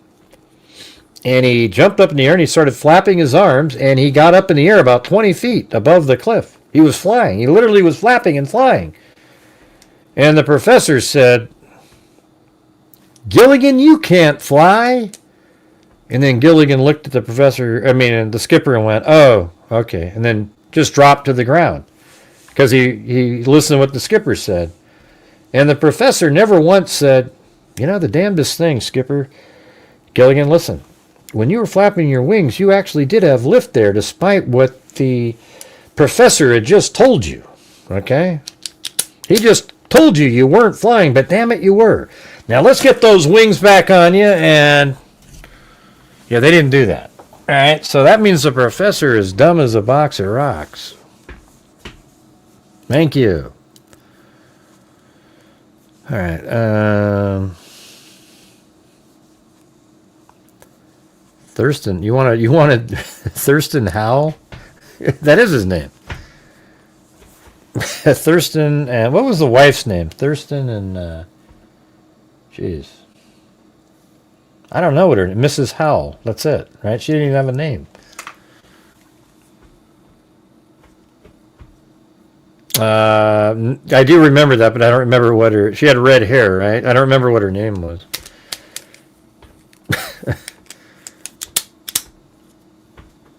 Oh, Lovey, but what was her real name? Yeah. Let's see if they got that out there. What was Mr. Howell's wife's name on Gilligan Island? Mrs. Howell's full name on Gilligan's Island was Eunice Lovey Wentworth Howell. Come on, who the hell ever said Eunice? My God, there's nobody in the world ever would. What was her name? Eunice. You tell me one episode where somebody called her Eunice on there. Huh? Yeah. What's weird is if you go back to like our grandparents, every one of us that's more like my age, our grandparents' names are just so like they don't even exist anymore. Okay? Here's what my grandparents' names are. They were actually not even actually my grandparents, because they were just friends of my mom's mom who died. My mom's mom died. I never even met her. And so these were like her friends, and we just called them our grandparents. But their names were Agnes and Gus. Okay, now you tell me how many Gus's you know currently, or an Agnes. Okay, so Agnes and Gus. What do you guys have for yours? Like if you're 50, 60 years old, what are your grandparents' names? They're always something like that. Yeah, like Gertrude right.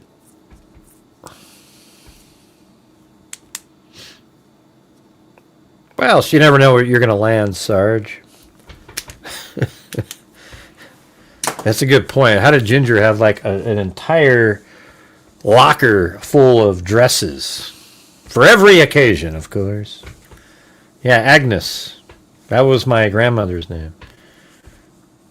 Yeah, Matilda. See that? Elsie. So they're all just crazy. Yeah, Bertha. See how? Nobody has these names anymore. Agnes. If I was a woman and somebody called me Agnes, I would sue my parents for naming me that. Wouldn't you? Let's see. I'm sorry if your name happens to be Agnes out there, but you gotta admit, man, it's just Dorothy and Bert. Oh, there you go. You don't see many Berts anymore. What's the full name for Bert? Like Bartholomew or something, or what is it? Was that just it? Bert. Yeah. Oh, is that what it is? Albert. Oh, okay. That makes sense. Let's see. Did she... Bertram? Well, they said Albert. Yeah, I guess it could be. Well, Robert would be Rob. So I think Albert's probably right. Well, I mean, you could call him Al, though, too, right? Or that might be more like Alan.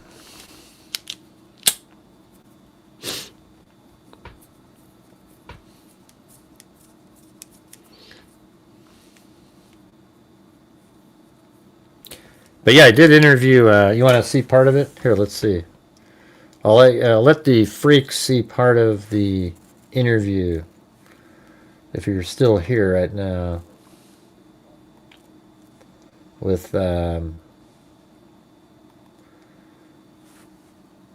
I gotta load it in here.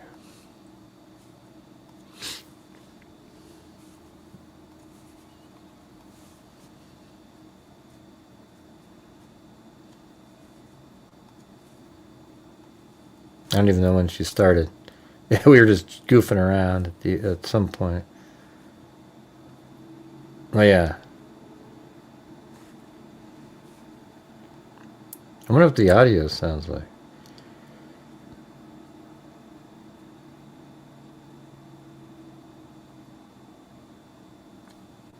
With live television, and I didn't realize how... Oh, the audio is pretty good. Already 3 minutes late for you because it's just thrown me off that long. Oh, So don't my worry about it. apologies. Her audio is good. Mine sucks. Don't worry. I mean, I just my appointment for my wrist was running late, and I just had to just jet home and rushed in here. You know, so it's fine. It's. By the way, it's nice to see you. Yeah, her audio is good. I think it's like I had to turn off that thing in there. You too. Yeah, no, it's How are great. you doing? Yeah, not too bad. Well, everybody out there knows who. I'm already recording right now, so. Okay. Everybody knows who Ashley Banfield is in the true crime world for sure. You just moved from News Nation to just doing YouTube now. Can you explain that a little bit? Easy one. I've been in TV, Gray, for 38 years, which is a long time. And all of those years have been live. And so I kind of grew up with live television, and I didn't realize how much of a beast it was to feed every day. And when I started doing podcasting, I launched Drop Dead Series 2 years ago and just was building it really slowly. I started to realize doing these two jobs is too much. Which one gives me the ROI for all that, sweat equity? And I came to determine that TV takes 12 hours to build one show and then it's kind of gone. And that's exactly right what she's talking about. Somebody else owns it. And I can put those 12 hours to really good use on my podcast episodes, and I can own them, and they're more lucrative, and it seems to be where all of the interest lies these days. People want what they want, and they don't want to have to sit through everything else. And on television, you got to wait through ads, you got to wait through whatever else the TV show is going to... Right, they want what they want. See, that's why if you're not covering what people want to watch, they're just not going to be there for you. I just made it today, Sarge. I just recorded this. Offering. So I'll probably post the video tomorrow at some And point. like the old record albums in the 70s, I only wanted one song, but I had to buy the whole album. Yeah. Well, nowadays, you get your $1.99, songs. And so this is kind of the same version of that. I think people want what they want when they want it, and they want to have narrowcasting. And so now I'm narrowcasting. I'm giving folks true crime, the stories that they want on my terms, and it's just far more liberating, and I don't work for the man. Well, there you go. Well, I think, I really appreciate you coming on here. I think I've been on your podcast at least maybe twice. I don't know if it was part of the News Nation show at the time, but yeah, I think it's totally different when you're on YouTube. You can really dig deep into something when you're doing. Great. I mean, listen, you and I are probably going to talk for half an hour. When was the last time on television you ever saw that? I mean, everything's edited down. Everything's on a live schedule. I got a countdown in my ear all the time. I got maybe 7 minutes. I think when you were a guest on my show, you probably thought, what the hell just happened? I was on and off in 7 minutes. And by the way, that was the longer interview segment.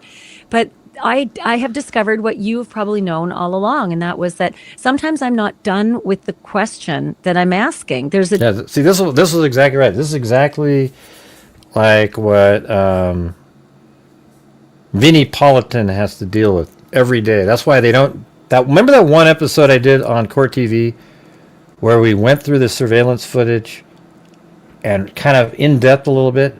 I think that was probably one of their number one shows ever. I mean, it was like, oh my God, this is, because it was interesting. But they don't let you do the interesting stuff, you know? Deeper level I want to get to, or there's something they said that didn't make sense.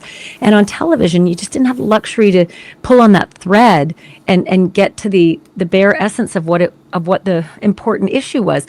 And all of a sudden, I'm finding that some of my interviews are an hour or an hour 30. No, and I don't have that constraint anymore. I can actually, get to the point and get to the important stuff, and maybe even find out like more her video along the way, was narrowed which has been or something. really, really satisfying. I don't know if they had the right setting. No, I totally agree. There's times where, like I remember during the Koberger case, I'd be on, I think I was on Court TV many times, and they would just be, okay, and they just kind of keep you to this thing, and I had so much more that would have, I think actually people want to hear that. It's weird how TV doesn't seem to think that people want to get the details.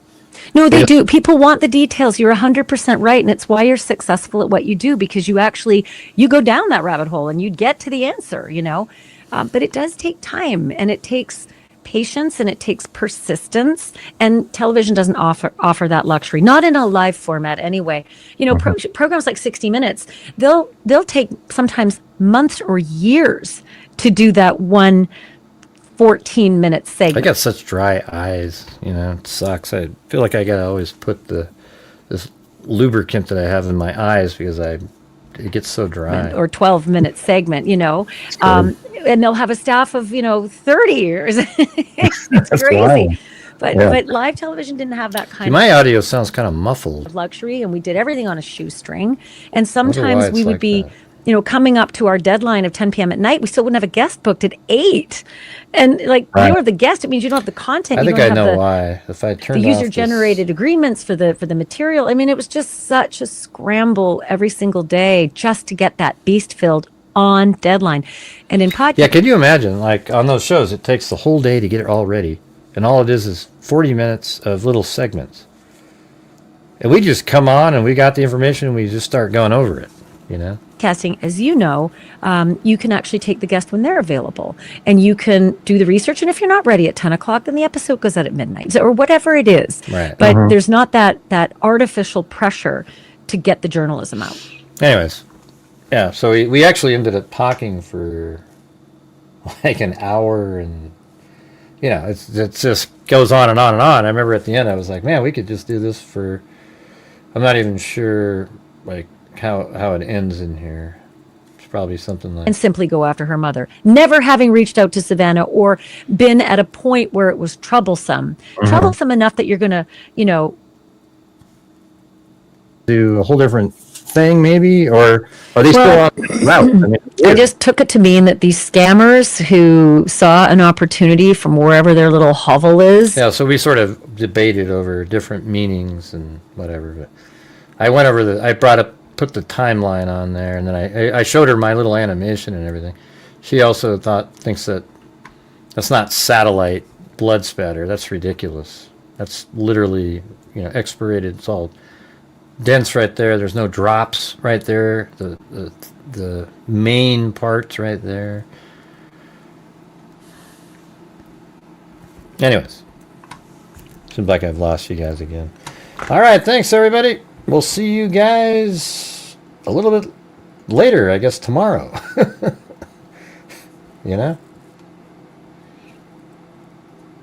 But who the hell knows what tomorrow will bring? Thanks for being here, everybody. We'll see you tomorrow. And as I always say, until next time, let's see. See, the weird part is, if I hit this button right here, does it sound clear if I go like this? Listen. 1, 2, 3, 4, 5, 6, 7, 8. 1, 2, 3, 4, 5, 6, 7, 8. Does it sound better the second time? Here, listen again.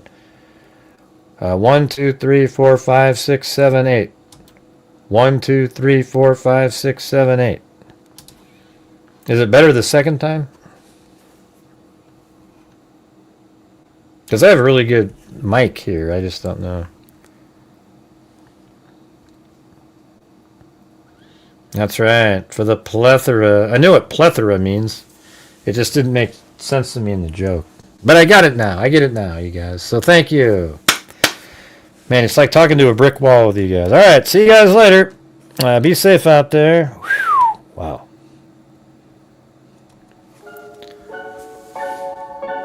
Yeah, I've been doing this true crime thing for quite a while now. And during this whole time, I have not seen one person that is a crime dissector, like rejector. I'm a certified human lie detector. Gonna get ya on a stretcher if you try and play me like an old projector.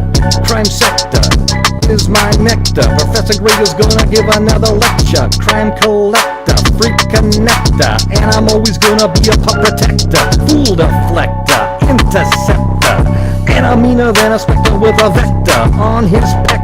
With all respect, y'all, just remember I've attempted to fucking check ya.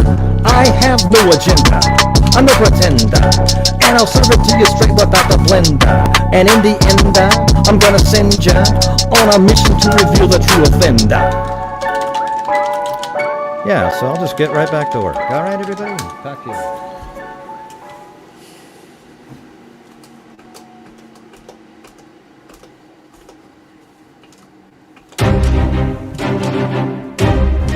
Thank you, Chris O'Connell.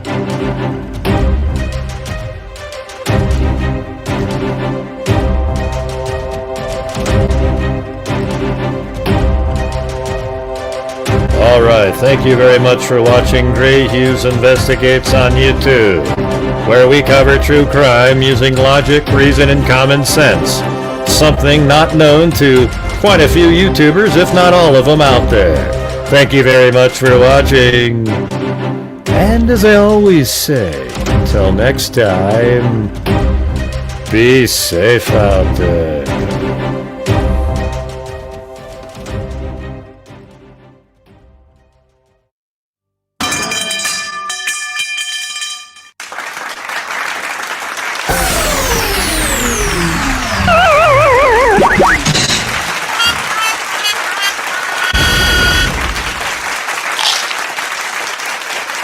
Evil can never be dead enough.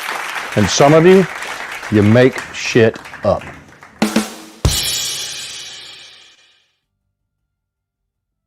Anyways, also, thanks for all the jokes tonight. That made me laugh, so I appreciate that. All right. And plus, it was cool because it helped support the channel at the same time while we're laughing. So it was like a double good thing. You know, but when I'm asking for help identifying maybe an issue on the problem on the channel, it'd be great if you guys would actually respond, you know, when I say, hey guys, which one of these audios sounds better, you know. It's not just for me to talk to a blank dead air. I need somebody to reply to it. All right, so anyways, if you guys could comment underneath the video, that would be great too. Just go out there and just type in, hey, plethora, or whatever the hell you want to type. All right, thanks everybody. See you later.